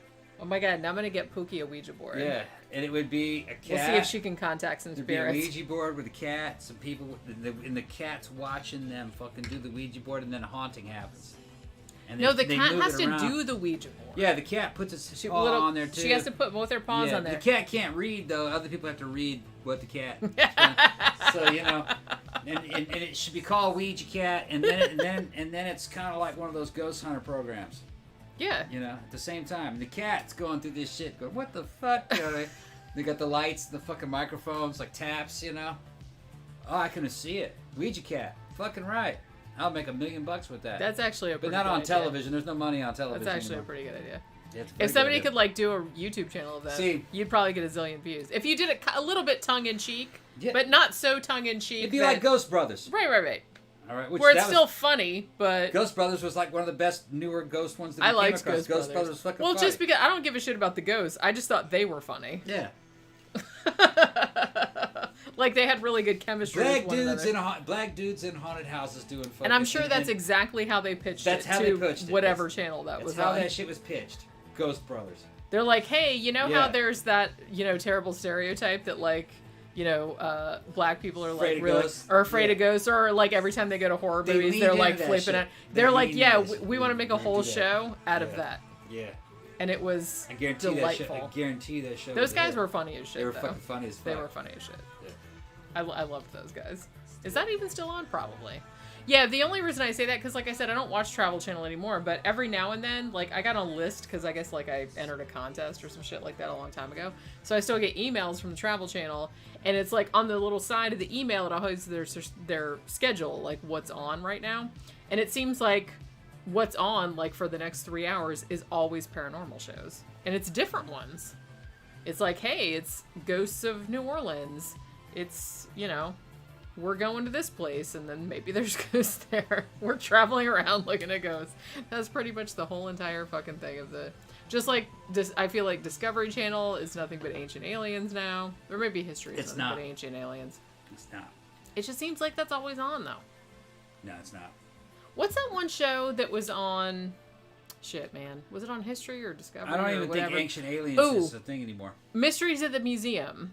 I like that show. Yeah. Because that show, he would just basically... They talked about all kinds... It was kind of like our show, actually. They would kind of talk about all kind of shit. Mm-hmm. It was just kind of like about weird unsolved mysteries. It was like murders, or it was like some bank heist that happened back in the 20s, or like some shit like that. Like anything that you could find, like an artifact of in a museum, like that they could talk about like a whole story about it.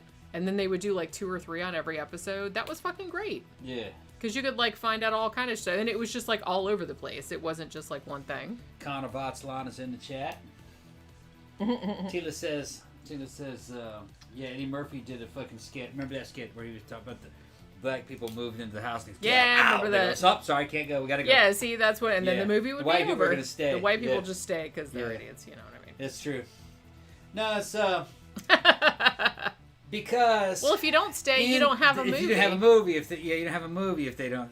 That's exactly what that is. Well, I feel like they, at least nowadays, when they make a horror movie, they at least try to like pay lip service to that, saying, well, there's some reason that they can't leave. Yeah, well, like, oh, I'm under house arrest, or I can't afford to leave. Well, just look at what happened. Look what happened to me and fucking Red and Lois. We couldn't leave. The fucking road was fucking snowed in. Exactly. See, you always need a reason. We would have left probably, but because in real life, people would be like, "Yeah, I'm out." I'm telling you, look.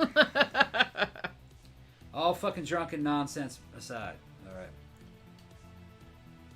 You see the shit, it fucking scares the shit out of you, all right. You want to run, you do run. Maybe you'll run into another room, but then kind of like curiosity gets the best of you. You're like, "No, that couldn't have happened. Did that really happen? See, I could see what that. It did?" And then me and Red would be like, "Dude, did you see that? What happens if we, And then you go back in there because there's a normal. You gotta like experiment. There's a normal human curiosity. You know what I mean? At first, you're trying to prove yourself wrong that didn't really happen. Yeah. You know what I mean? But then you see that it did happen. So then you try to find out what the limits are. What are the boundaries of this thing? Then you're like, can this thing fucking hurt you? And because me and Red talk about that a lot. Can this fucking thing, can this hurt you? And he's like, and Red was like, oh yeah, look at it. I mean, fucking this thing could just fucking put something over the door when you walk in. It could fall on you. Of course it could hurt you. Yeah, but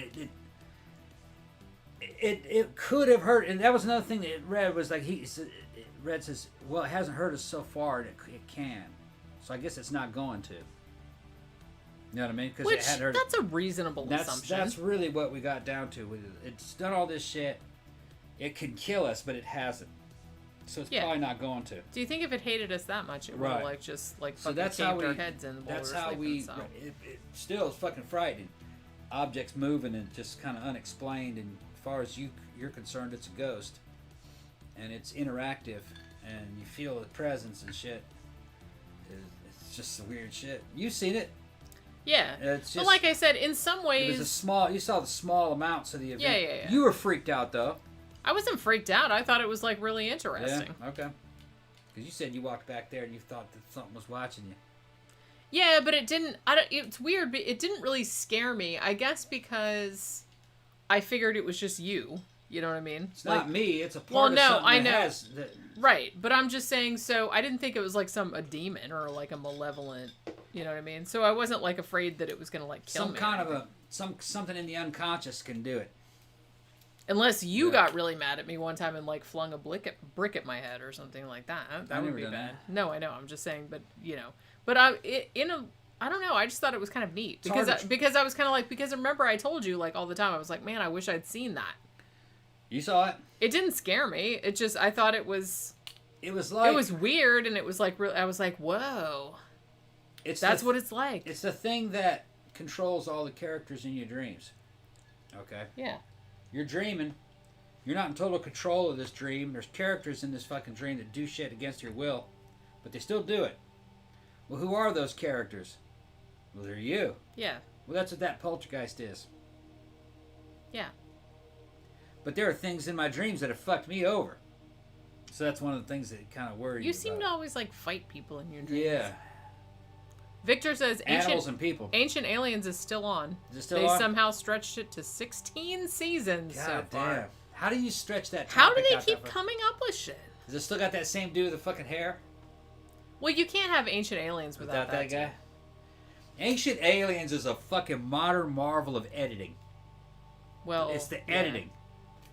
Well, Could it be that aliens have come from afar to see us in the fucking that's pyramids? the thing. Anytime Could you it see be that this and that? Anytime you see have aliens seen a headline Yeah. or hear somebody like, Right. could it be that blah blah blah question mark? Anytime you see a question mark, It's the always answer no. is always no. Always no. The answer is that's always in no. news headlines too. I know that's what the News answer is always no.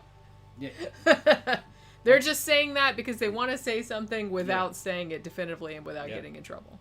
Yeah. So if it's a question, the answer is always no, pretty much. Could Well, it it be depends on what the question is, but you know what I'm saying. Could it be that spiders are descendants of alien visitors? Could it be? Yeah. They're like, yeah, sure, it could be, Yeah. maybe, but probably not. Could it be the ancient Aztecs had a direct line to the alien gods? It's just gonna be shit like that. That's the thing, because well, shit like that. I kind of feel like maybe the reason why the paranormal stuff has persisted, or this whole subculture of ancient aliens, all that kind of stuff has persisted, is because a lot of that stuff is in so nebulous an area that you can't disprove it exactly, or even if you did, they wouldn't believe it anyway. But it's like, it's kind of just in this area. It's, yes, that could have happened, but the likelihood of it happening is infinitesimally small. But that's still a legit question to ask, I guess. You know what I mean? So that's kind of how they get around things like that. I still can't believe they've done 16 seasons of Ancient. How the fuck do you come up with 16 seasons of shows? Okay, so kudos to whoever is writing and researching that shit, because you guys can come up with a lot more shit than I can come up with. I don't think I could come up with that much bullshit. You know what I'm saying? To fill that many seasons. I can't even believe that fucking shit like Ghost Adventures and stuff like that has lasted as long as it did, because essentially all that show is, we're going to this creepy abandoned place and we're going to walk around in the dark and be like, hey, did you hear that? Yeah. And have their little like EVP machines. Hey, it sounded like somebody said something. That's all they do. Nothing ever happens. The worst one was Paranormal University. You ever heard of that? I don't think I ever saw that one. Yeah. Wait, that was a thing? Yeah. And it was a series kind of like Taps. It was kind of like a response to Taps. It had this guy who evidently he said he saw something when he was young, but he never said what it was that he saw. And they went out to all these fucking places where they did investigations. But they were kind of haphazard investigations. And in the end, what ended up happening is that the show started to get canceled, and they somehow raised like $40,000 or $50,000 for him to go to some kind of a convention. I don't remember all the details, and he just stole the money and fucking disappeared. You heard of that? He was like the host of the show. He stole the money, and then he got fired from the show because he stole the money. But the show was canceled anyway. And so he's like, fuck you guys. Yeah, and it turned out that the other dude that was on the show with him was like his boyfriend. He was gay, but they never came out of the closet behind it. And they asked him what he did with the money, and they said that they spent it on anal bleaching. That's what he said. Anal bleaching. Oh yeah, that's a pretty good answer. Yeah, that's what he said. Okay, that's pretty I wasn't funny. true, I don't believe. I'm just like, kudos to that dude for coming up with a funny answer. Yeah, but what fucking stupid is that he had anal bleaching is not that expensive. What was fucking funny is that the dude fucking had a huge following from that show, okay, and could have done really well on the convention circuit. Yeah. Instead, he stole the fucking money. And he can't show his face since that. I don't remember if you got some of you guys in the audience might know the dude's name. Yeah, I don't think I've ever heard of that one. Scandal. There's so many different fucking paranormal it's a big shows. scandal. That was must have been around 2008, 2009, 2010, around that time. Yeah, I don't know. No, but I feel like a lot of them are just kind of the same. Yeah. You know? It's like, even if they say they have a different angle or they say they have a different thing, it's like they always just seem like... Somebody's looking... Oh, okay. So it's a Starry Night. What? Starry Night's... He's telling me, hey, brother, just check it in. We're getting ready to announce a show at Will's Pub. Oh, yeah. I was just wondering about that earlier. Yeah. He's asked me how the nightlife's been. It's been slow here. Oh, okay. That's Michael from the Starry Night, you guys. He, yeah, they've been wanting to play up here. Yeah. They usually play at Will's Pub, which is like a really cool place that's been there for fucking ever. I thought they were going to play in December, but I guess that didn't work out. It got canceled. Yeah. He wanted me to call him. Well, don't call him right now. No, I can't call him. Well, I mean, you can, but he'd have to be on the show. No, there's a number there, but that might be old. He might have asked me to call him. Michael doesn't want to be on the show. See all these fucking rock bands calling me. All these rock stars calling you in the middle of the stream. Asking me for advice.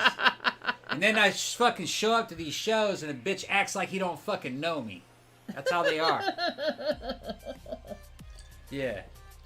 And then I love those guys. The other ones are like, oh man, yeah. They'll call him over. Michael, come here, man. Fucking, what the fuck you doing? I'm just fucking with you, Tom. I'm just fucking with you. I love Michael. Yeah, Michael. I love everybody from A Starry Night. They're super nice guys. That was my favorite band. I got those bitches signed. They're super awesome. Yeah. Man, like every time they play somewhere, like me and Howard like talk about fucking horror movies like all the time because he's super into like old horror movies like I am. Yeah. So we always kind of get all into that shit. But so yeah, somebody said, okay, so Tammy was saying, because we were talking about animals earlier, and she was telling Tila, my mother-in-law told me one time God made animals to live outside, and she believed that was where they belonged. And then she said, I love my fur babies and let them sleep with me. Who the fuck would... Man, that's some bullshit right there. Pookie sleeps in bed with us most of the time. Unless she, like, kind of feels like, fuck it, you guys are moving your feet too much or something like that. Then she'll go sleep in her little bowl in the cat tree.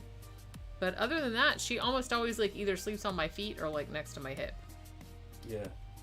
Pretty much all night. So, and you guys got any topics you want us to talk about? How long have we been streaming? Not even 2 hours. Not even 2 hours? It's, like, so short still. Yeah. But, time's still gone by, though. I kind of... Oh, you know what? Somebody said... I think it was on yesterday's stream. They said, here's something that we would like you guys to talk about on tomorrow's stream. What are your favorite bad movies? Somebody asked.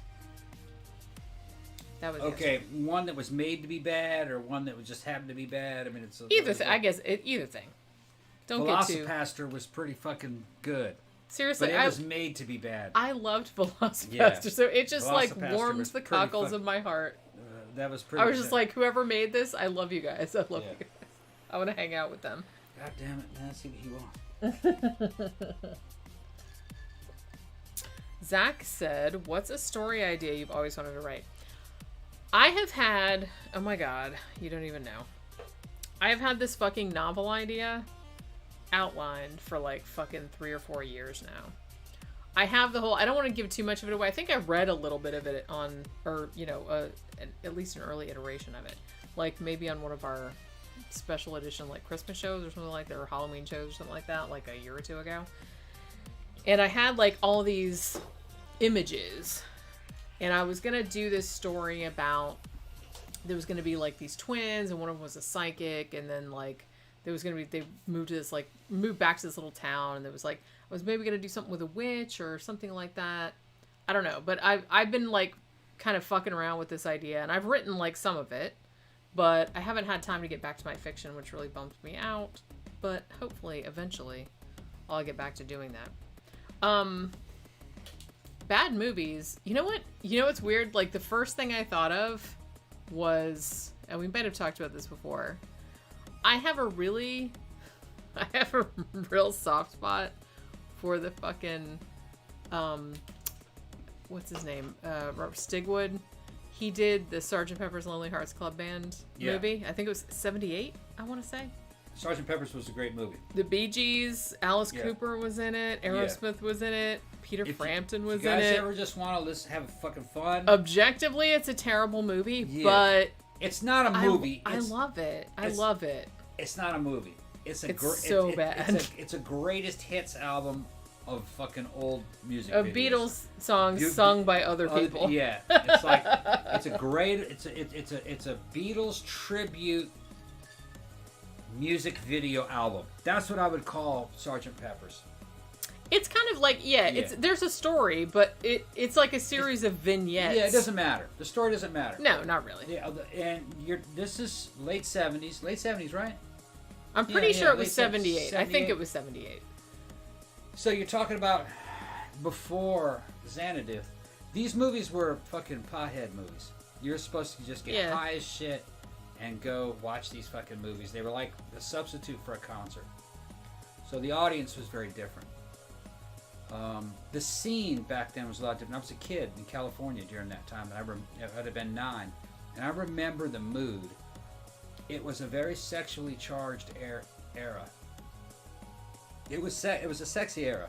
I mean, there was a lot of nudity, and people. You go down to the fucking Sierra Nevada mountains, and fucking little kid, and there's naked teenage girls walking with around full bush, fucking all shit. They're smoking pot with the park rangers. People act today like fucking morals have gone out the window. No, not really. Fucking the 70s was fucking far wilder than today. Far wilder than today. And I'd imagine the 60s were even, at least in California. But the difference is that things were very optimistic back then, and people were not judgmental. They weren't real preachy. You didn't really have kind of like this kind of... There's almost kind of an old lady mentality in the United States nowadays. It's weird about what you can say and what you can't do. Everybody just did whatever the fuck they wanted, which sometimes led to trouble. I don't know if it was... Well, yeah, like you can't let everybody do what they want, whatever, because some people want to do really horrible shit. It was a fucking 3D, full-life heavy metal magazine. If you saw fucking heavy metal... Like, Tila saw heavy metal. That movie, it was like that. It just had that flavor. It was a mixture of reality and fantasy. And it wasn't just because I was a kid. I remember the adults. The adults, at least in the California area, were like that. And California was, in those days, was ahead of the game, and it was setting the trends for the rest of the country. Now, in the summers, I'd go to Mississippi to see my dad later on after my parents got divorced. And Mississippi was nothing like that. But it was still cool. And they were pretty wild too. It was just a different way of manifesting it. You know what I mean? Fucking it was not a prudish time. It was never prudish, I don't think, in the United States. I think that's more mythical, really, than anything else. But those movies made a lot more sense. When I saw Xanadu recently, you saw it with me. Yeah, we watched it. I was taken back to that mentality, and I could see how that movie would have really appealed to the audience. I've had that song stuck in my head since we watched that. It was a good, light entertainment movie. Another one from that time that really made sense, and it still makes sense to me today, I guess, in the context, was Grease. Grease 1, and Grease 2 wasn't bad either, but I Grease still love 1. Grease. And honestly, I unabashedly love Grease 2. I know objectively it's not a great movie, but I don't know, there's something about it. There's something about it that I really like. It's weird because I think that I liked when I was younger. I liked Grease 2 better than Grease 1 because I saw Grease 2 before I saw Grease 1, actually. Grease 1's better. But as I got older, obviously Grease 1 is like way, way better. But I was like a little kid when I first saw them. But Grease 2 is actually like really good. Now, I did not see Phantom of the Paradise, but watching that recently, I could retroactively see how I would have really liked that one. Phantom of the Paradise fits right in there with those, except it had a lot more of a darker element to it. It was a lot more hard rock, and prog rock and fucking. I really like that one. I wish I had seen that back then.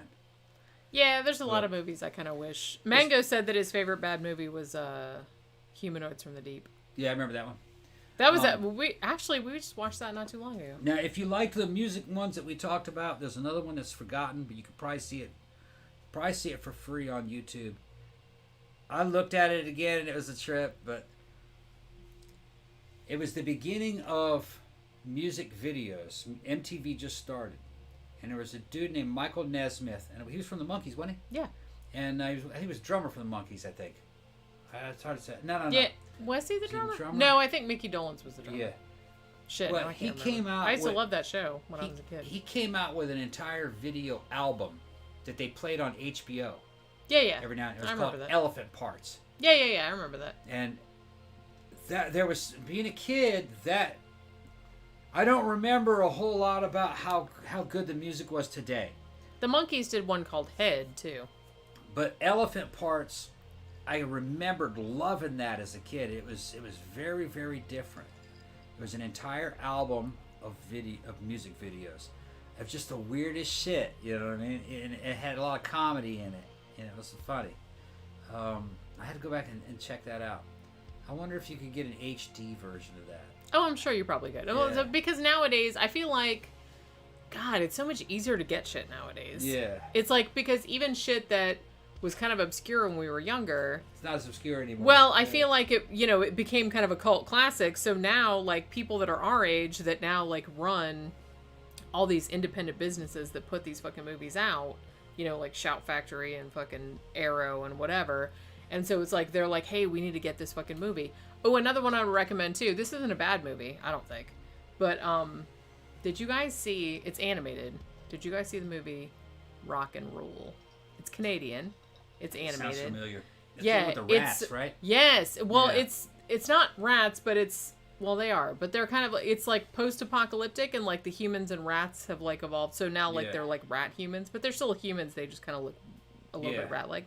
I remember it was kind of like Heavy Metal. Yeah, it was a little bit like that. It had like the same, I think some of the same animators worked on it. Yeah. And it was basically a story. It had like fucking, the music in it was so good. It was like, it was Blondie, it was Cheap Trick, there was fucking Iggy Pop did some shit, Lou Reed did some shit in it. It's so good. And I saw it like a million times. And I think you can get it for free on YouTube. Maybe. No, I watched it for free on YouTube, but I don't know if it's there anymore. Living down in when my uncle was living in San Diego, Red, who was, in the book Mammoth Mountain, my uncle Red, one of his friends was one of the illustrators and cartoonists in Heavy Metal, in the magazine Heavy Metal. I don't remember his name, but I do remember that he brought some storyboards over to show Red what he was working on. And I can remember the scenes, the illustrations. And I believe it ended up in Heavy Metal magazine. Maybe somebody out there might be able to recognize it, and then I would know what artist it was. But it was one of Red's friends. And in the storyboard, it had some humanoid aliens, and they're flying a spaceship. And when they're speaking, they had little speech bubbles. Mm-hmm. In the speech bubbles was just a bunch of symbols. It was an alien language. You know what I mean? You couldn't understand what they were saying. And they were looking through a periscope in the spaceship and zooming in on another ship that was coming at them in space, and some stuff happened. And that's all I can kind of remember. They looked like men in weird helmets, and they kind of had spikes coming out on the side. It was kind of crooked. It was crazy. It looked a little kind of realistic. Alex asked, was he a French guy by any chance? What? Was he a French guy? No, I don't know. I was only about 12 or 13. I think he was from California, but it was the storyboards that I saw. They were incomplete. It was some of it was in pencil, but some of it had been inked in already, no color. But you know what I mean? Like, yeah. It was like he was still drawing it. Yeah. Some of it was in color, or some of it was in ink. Most of it, though, what I saw, I remember it was like 3 or 4 panels, maybe 4 panels, and 3 of them were inked in, and 1 of them was maybe like half inked in, but it was just in black and white, no color. And I can remember. I remember being blown away by the illustrations, and Red was telling me, "Yeah, he's in Heavy Metal magazine," and I was just like, "Oh, okay." But that was before I had seen the movie. Yeah, before that didn't really make an impact. Didn't make an impact on me at the time. But that was all the California scene, and I don't know who that was. But I met the guy. He was just like a. And what was funny, he was probably like, I considered him to be like an old man, like he's old. He was probably about 18 or 19. Isn't that funny? You remember back then? Then? I distinctly remember this still. I was when I was in 6th grade, I was 12 years old. It was 1984. And I remember thinking to myself, wow, in the year 2000, I'm going to be 28 years old. Yeah, that's so old. And now I'm 20 years older than that. So, Speaking of animated movies, let me ask you guys. I don't know if I've mentioned this before. Have you guys seen the Jack and the Beanstalk animated thing? It's from 1970. I don't know, mid 70s maybe. I can't remember what year it was from. And it was Japanese, but they were trying to make it look more Western. Yeah, I remember you telling me about that. And so it was dubbed into English. Now, I saw this on cable when I was a kid. And I loved it because it was super, super weird and super uncanny. If you don't know what I'm talking about, it was like Jack and the Beanstalk, but the giant was named Tulip. He had boxer shorts that had hearts on them and stuff. But he also had his mother, who was this tiny little witchy woman named Madame Hecuba. And she actually, spoiler alert, turned out to be a robot. Yeah. Yeah. So there was a whole thing, like Jack goes up the thing and like it's like a cloud city and there was like this princess, she had the big eyes and everything like an anime. But I didn't know what anime was when I was a kid. So hi. Oh, she wants to go outside. Oh, she wants to go outside. I gotta put a collar on her. Okay, yeah, put her collar on and let her go outside. But she comes in and she's like, hey, it's like almost 7. Why can't I go outside? It's dark. I gotta go fucking. Oh, I gotta like. Okay, never mind. I gotta think of something. But because I thought of something and I have to mention it later. But yeah, so there was that whole thing. There was like the princess or whatever, and she was supposed to marry the giant. And I saw this like a bunch of times when I was a kid on cable. And I was like, man, that's pretty cool. And it was like really weird and it was like really like unsettling and shit. And then like I didn't see it for a really long time. And so then for a long time I thought maybe I'd imagined it because I asked like people about it and they like didn't know what the fuck I was talking about and they thought I was crazy.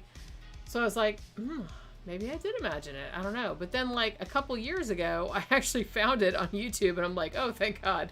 I'm not crazy. This did actually exist. And that was when I found out that it was actually Japanese and it was dubbed into English. And that was like something that, as I said, it was made by a Japanese studio, but they were trying to make it like a Disney movie. So they were trying to make it like more Western. So, you know, they put like songs in it and they tried to make it look more like a Disney movie, even though looking at it now, I can see like all the Japanese influences. At the time, I didn't know. So if any of you guys have seen that, let me know because I really, really like that because there's like a lot of really creepy like fucking shit in there. What I was going to say that I, you know, wanted to like put a pin in and come back to because when I was reminded of her wanting to go outside, I was on my walk this morning because remember I said yesterday that I didn't walk yesterday because I was too fucking tired. I wasn't hungover. I was just really tired. And then I was kind of like, well, I'll make it up tomorrow. So this morning I got up, I walked 5 miles, and then I was like, you know what? Instead of doing another 3-mile walk later, I'm just going to do it right now. So I did 8 miles, like all in one go. And then when I got back, my feet hurt really bad. But when I was out, I saw a big raccoon, and it just like ran across the path.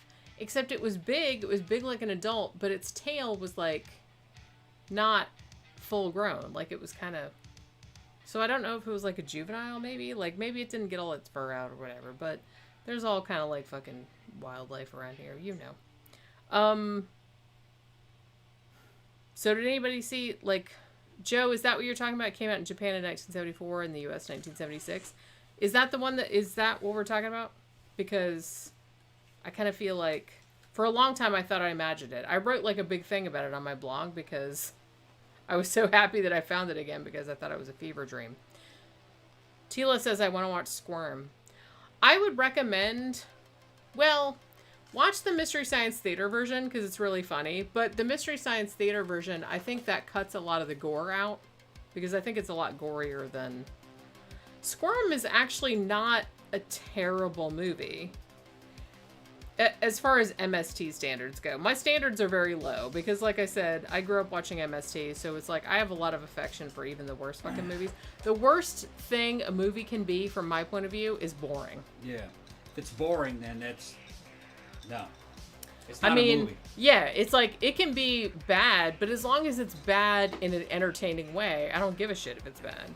Why do you think Birdemic and the dude who's fucking... Oh my god, I loved Birdemic. The dude who's always playing some kind of a Jesus type figure, that weird Oh, dude, that guy, yeah. That weird guy.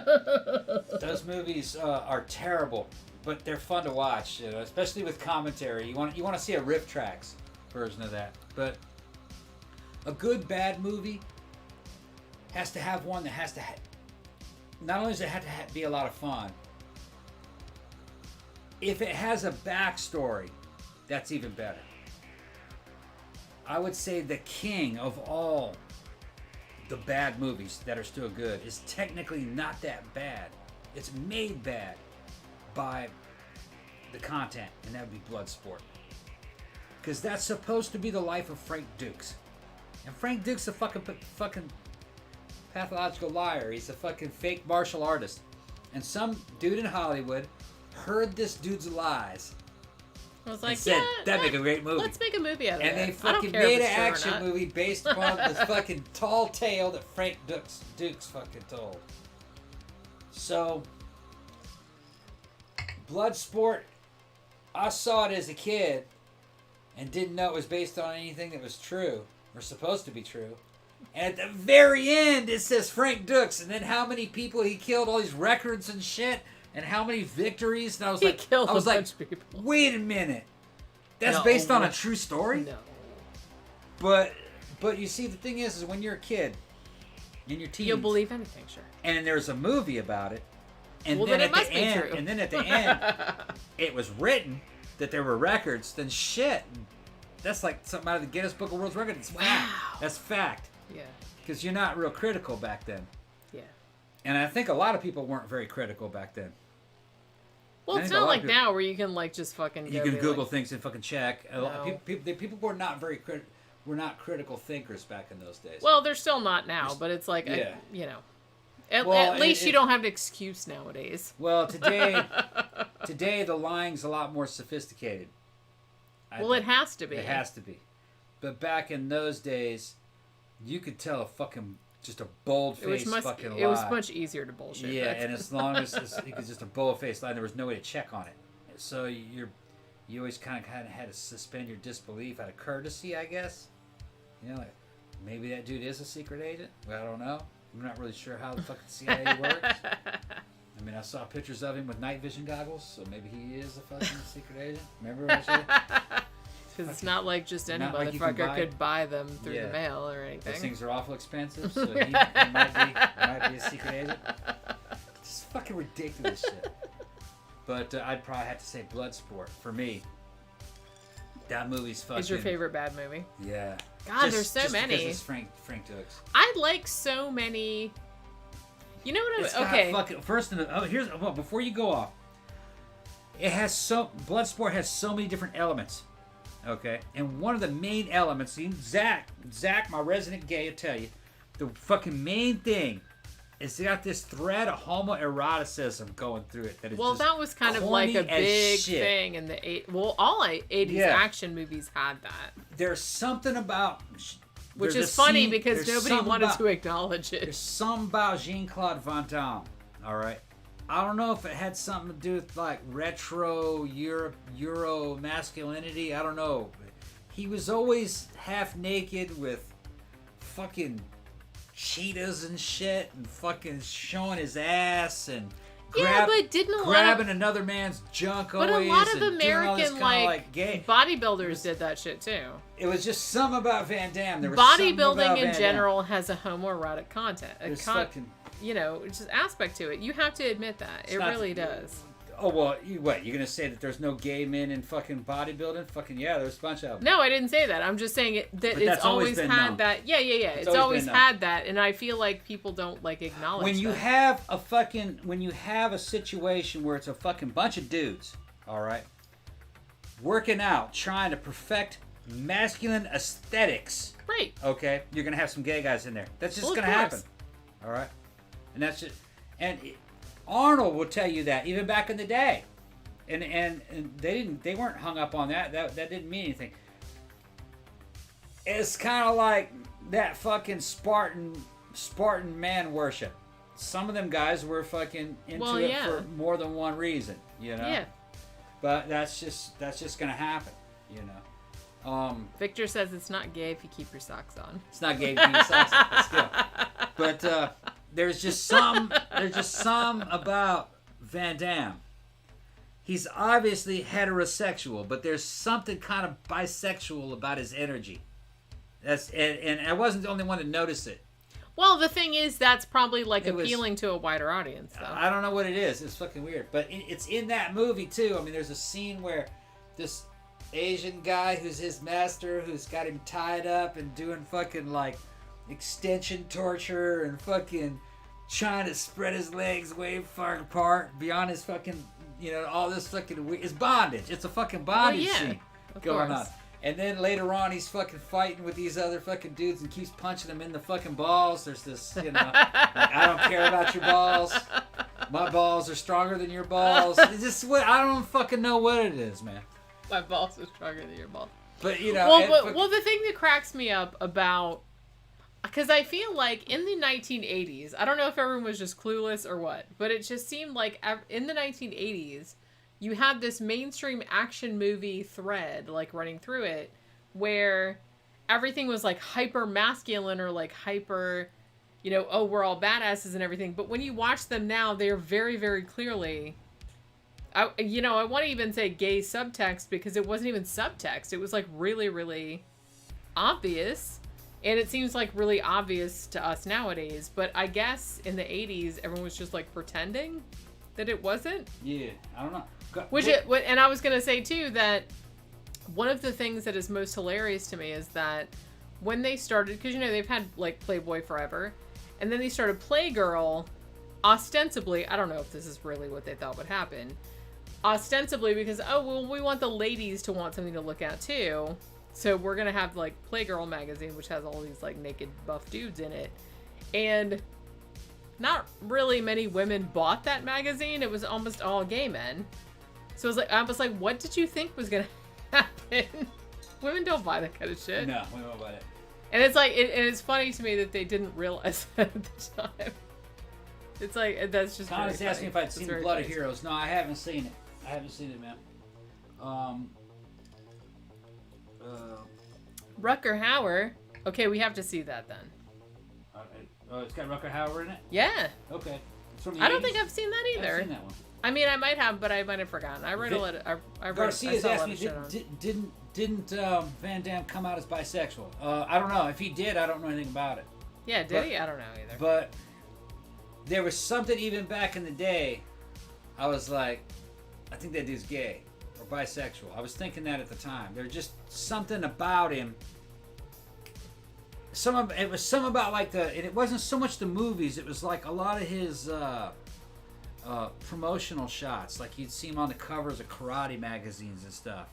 And it was just kind of like shirtless, fucking caressing, fucking baby cheetahs and fucking him. Oh my God, it's so funny. Him in a fucking silk G-string doing the splits above some fucking flowers or something, and him in a fucking car, fucking with his leg up over the fucking. It's just fucking weird, you know what I mean? It's like it was a European thing or it was a gay thing. Sorry, people, I don't know what it is. I don't know if it was European or if it was bi or what. It didn't have the fucking feeling of fucking bro science that the American. Well, the guys thing had. about it is that things like that, yeah, maybe would appeal more to women than really like macho super shit would. I thought maybe he was trying to be. I thought maybe he was trying to be sophisticated. Yeah. And that the American guys were supposed to be just kind of like Luddites. You know, he's trying to show off. He was trying to show that he was different than fucking Arnold and different from Stallone. Those guys were just meatheads. He's fashionable. Maybe. And that he's got a okay, so I'm gonna say too that like I don't know. I obviously I can't speak for everybody. Like I'm a girl, but I'm not gonna speak for all other women everywhere, obviously, because I'm just me. But there is something to be said. I don't like the bodybuilding thing, and I'm not really into all that, and I was never really into that. I like, when I was growing up, I was more into. You're kind of more into ambiguity, or you're more into like I liked like fucking Duran. I liked all these where they didn't really look like all buff or masculine. They looked kind of feminine, I guess you would say, but not overtly. You know what I'm saying? It's kind of like you kind of were more into that because it was like more mysterious. It was like sexier. Like, I didn't really like, especially in the 80s, I didn't really like the whole, like, ooh, I have all these big muscles, I didn't really like that. It's like, I just thought that was, like, stupid. And that wasn't, like, sexy to me. It was just kind of like, that dude's gonna be a dick. I'm not really into it. I just wasn't into that. The thing about the 80s is that it was very easy to confuse movie stereotypes with reality. There was a certain kind of movie stereotype that they wanted to have in movies, and it was a California thing. A fucking muscle guy who was a fucking kind of like a dick. And he was with usually like a porn star type chick. Yeah, but I knew some people like that in real life. So they're not it wasn't really like just that in real life. It wasn't like, well, no, I did know some people like that in real life, so it wasn't like just. But the people that were doing this in the movies, a lot of times were well-known people. That's not how they were. You know what I'm talking about? Yeah. A lot of them were well-known bodybuilders or well-known actresses, and that's not how they actually were. They were playing a role in the movie.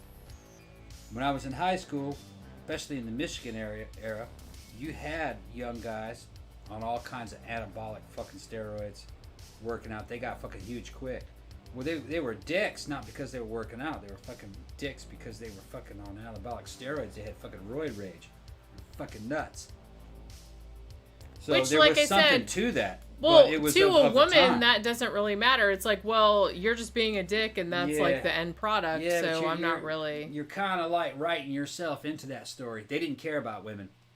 Obviously, those dudes didn't. You know, I remember it.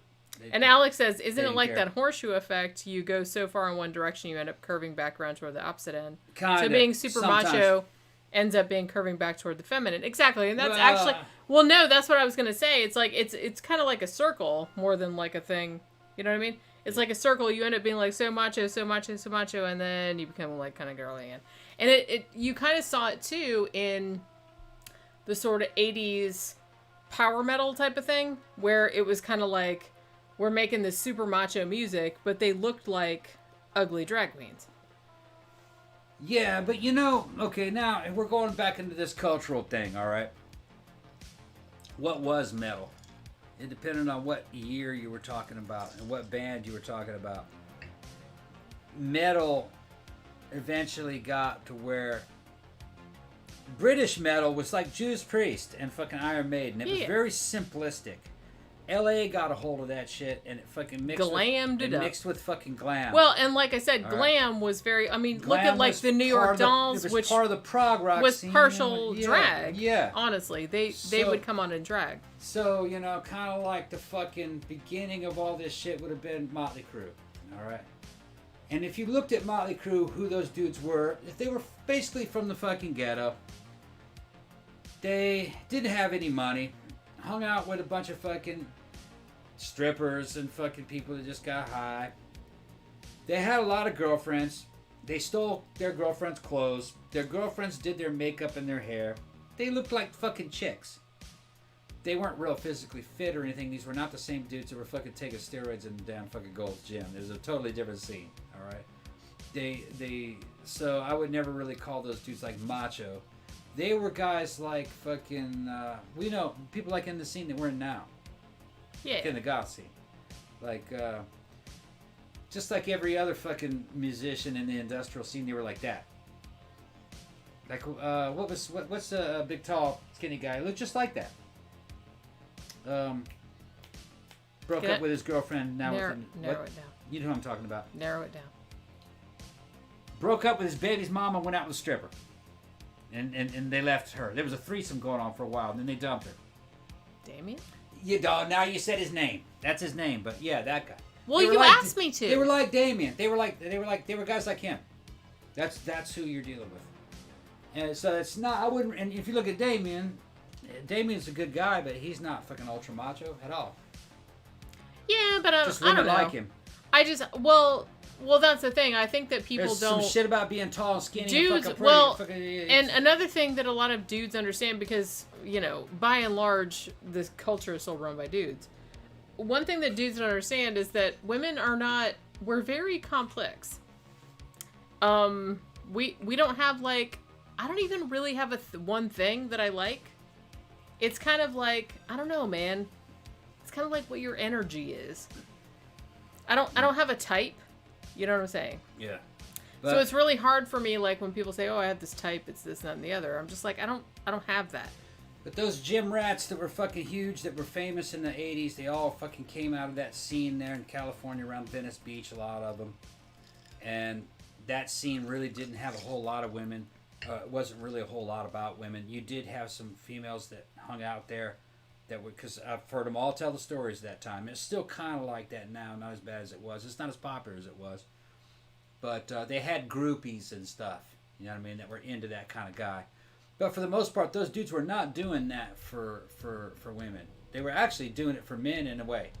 It wasn't sexual, though. It was like a competition. It's like dudes drag racing cars. Who had the fastest car, who the big... But they were just doing these modifications to themselves. Some of them were gay, but most of them weren't. Zach said, really... wasn't androgyny kind of sexy and trendy in the 80s? It absolutely was. I think that was kind of a big thing in the 80s. Androgyny. Well, that went all the way into the 90s in the fucking goth scene. I can show you fucking issues of Propaganda magazine with some of the fucking most fucking famous fucking goth dudes of the 90s. Like, oh, what's his name from fucking... shit, what was his name? Oh, man. It was Tanya's ex-boyfriend. Who, Voltaire? No. She married him. It's the other one. Oh, I don't remember who the other one was. Fucking... Who else? He had the white hair, the white spiky hair. He was real skinny. You gotta narrow it down. I can show you pictures of him. You gotta narrow it down. I mean, the motherfucker was a legend. Every fucking girl was into that dude from that time. But that's what I mean, and especially, like, I feel like in the 80s, and particularly in the goth scene in the 80s, androgyny in the 80s, very, very big. And I was into it, and I think the goth scene was, like, even more that. You know what I mean? I feel like the 80s was the first time that kind of thing had gone mainstream, where you could kind of, like, be sexy being androgynous. Because I still remember in the early to mid 80s, and being His name into, was like, Koviak.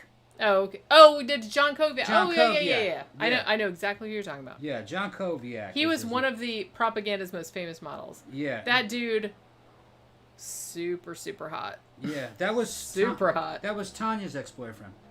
Oh shit! I didn't know she went out with it. Oh, okay. Yeah.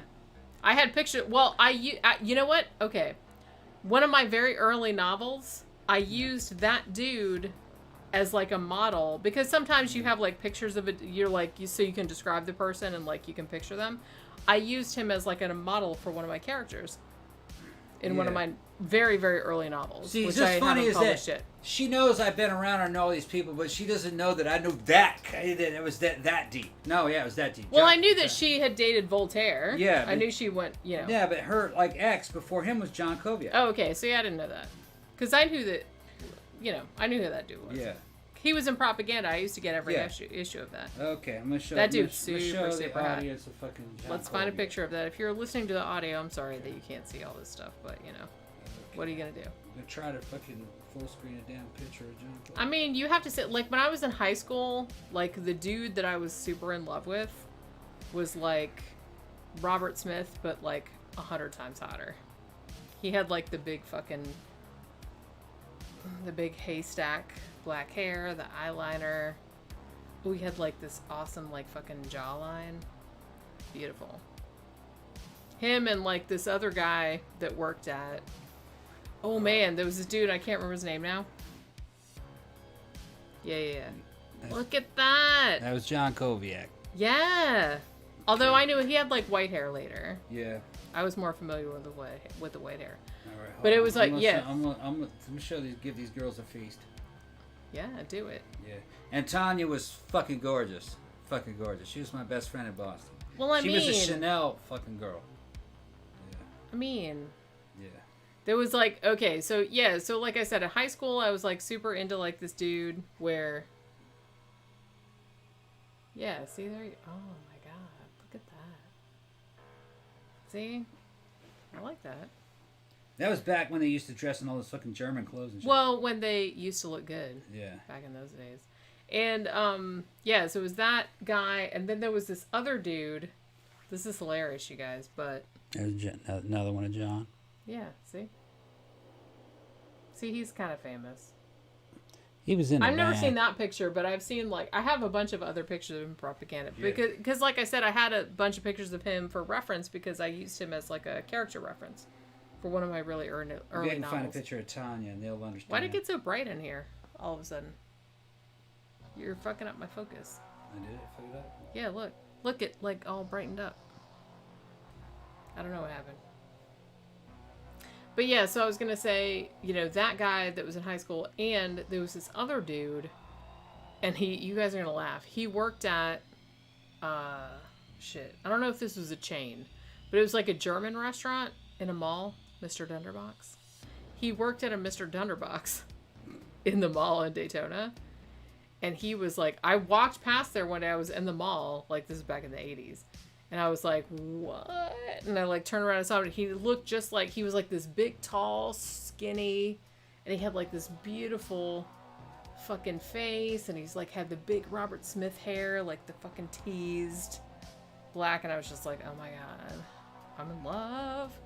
And my cousin knew him. And so she told him, of course, that I was into him, that I'd seen him. And he drew me something on a napkin. I might still have it somewhere. I don't know. Probably up in the attic somewhere. But yeah, so... Alright, I found a picture of Tanya, but it's not a good picture of her. If I have a type, that's kind of my type. That was Tanya, but that's not a really good picture of her, really. Yeah, I can't see anything. I can't see a nose. Yeah. She doesn't have a nose. I'll try to find her. She might have some shit public on Facebook. Go ahead, keep talking. Yeah. Zach says, I always thought that was ironic since the 80s were also so homophobic with the AIDS crisis and satanic panic.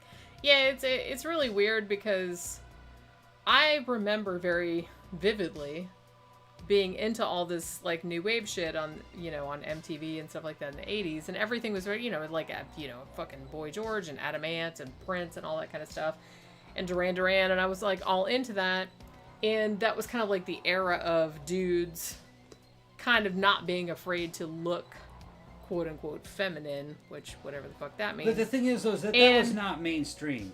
Well, no, but I mean, it maybe not, but it was kind of more mainstream than it had been, I suppose. Yeah. And I still remember, not so much my parents, but my granddad in particular, I remember him just saying oh, they're all gay. Or, using worse words than that. But he would, who's got an earring on? Oh, he's got fucking eyeliner on. It's hilarious. That's a reasonable picture of Tanya, but that's also, new. That's not how she looked back. Okay, that's not how she looked back then, though. Yeah, she was like a god chick back then. Yeah. I hope we don't get in trouble showing all these people's pictures. Yeah, why is it so bright in here? Look at what you did. What'd you do? It's not bright. It's in your mind. Is Same. I really don't think it is. Yeah. It seemed like it brightened up. Yeah. But yeah, so that's the thing. It's I just remember all of this kind of oh, everyone's fags. You know what I mean? No. You don't remember that? No. Shit. Maybe it's just because I grew up in Florida. Yeah, I don't know. And it's the fucking South.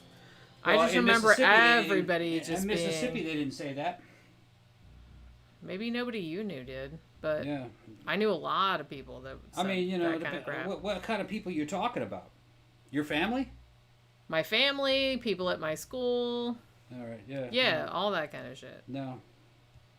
Yeah, everyone was and the thing about it too, when I was in junior high, and this was mid to late 80s, I was in junior high, so I was really into new wave, and there was a little contingent of people that were into new wave, we were into Duran Duran and Adam Ant and stuff, and kind of post-punk, and so it was kind of us versus the heavy metal people, who ironically, the heavy metal people were always getting on us, all these fucking homophobic slurs and shit like that, but they were listening to fucking hair metal, yeah. Which, if you want to say, those people looked more like women than, I mean, if you want to go at it from that angle, they looked more like women than new wave people did.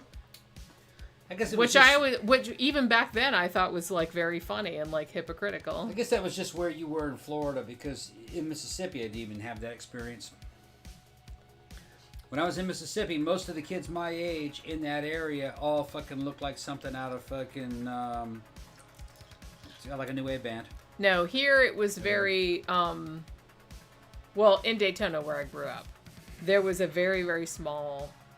It was a very small contingent of people. Okay, look, the rest of the people were either bros, like jocks, and then they would just beat you up, whatever. Or people that were into heavy metal, and they would also beat you up. No, fucking, even in Laurel, Mississippi, all the middle class kids are all kind of like something out of Violent Femmes or some shit like that. You know, they were listening to The Cure. I did not have that experience. Your fucking the kids that lived out in the country, I guess you'd call them rednecks and everything, they just fucking had mullets and were listening to fucking Judas Priest and fucking Molly Hatchet and shit like that. I did not. And they wore camouflage, but there wasn't any kind of problem between them. Too rural. Which is weird, and rural. I mean, in Daytona, you really got the sense that there were three groups, like I said. It was kind of like your new wave, your punk, post-punk kids. Oh, no. I lost it. Oh, shit. Well, let me go pee and then I'll restart it.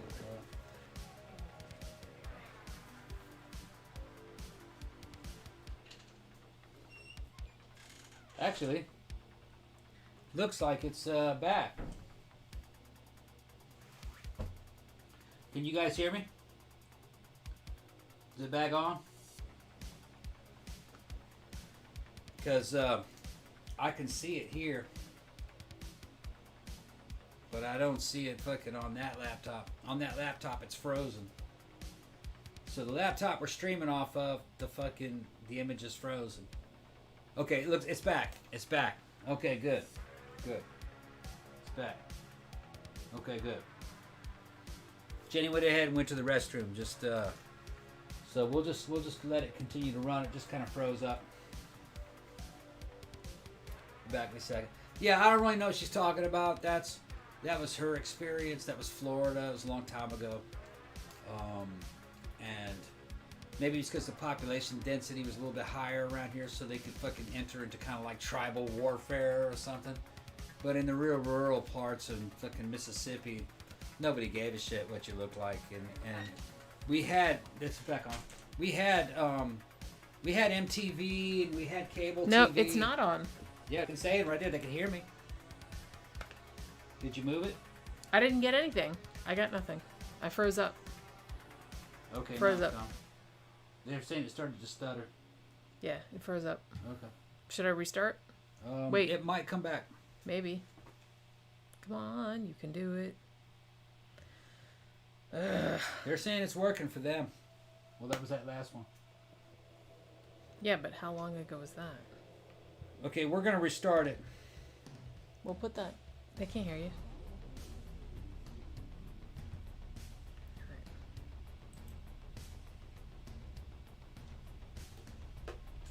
God fucking damn it.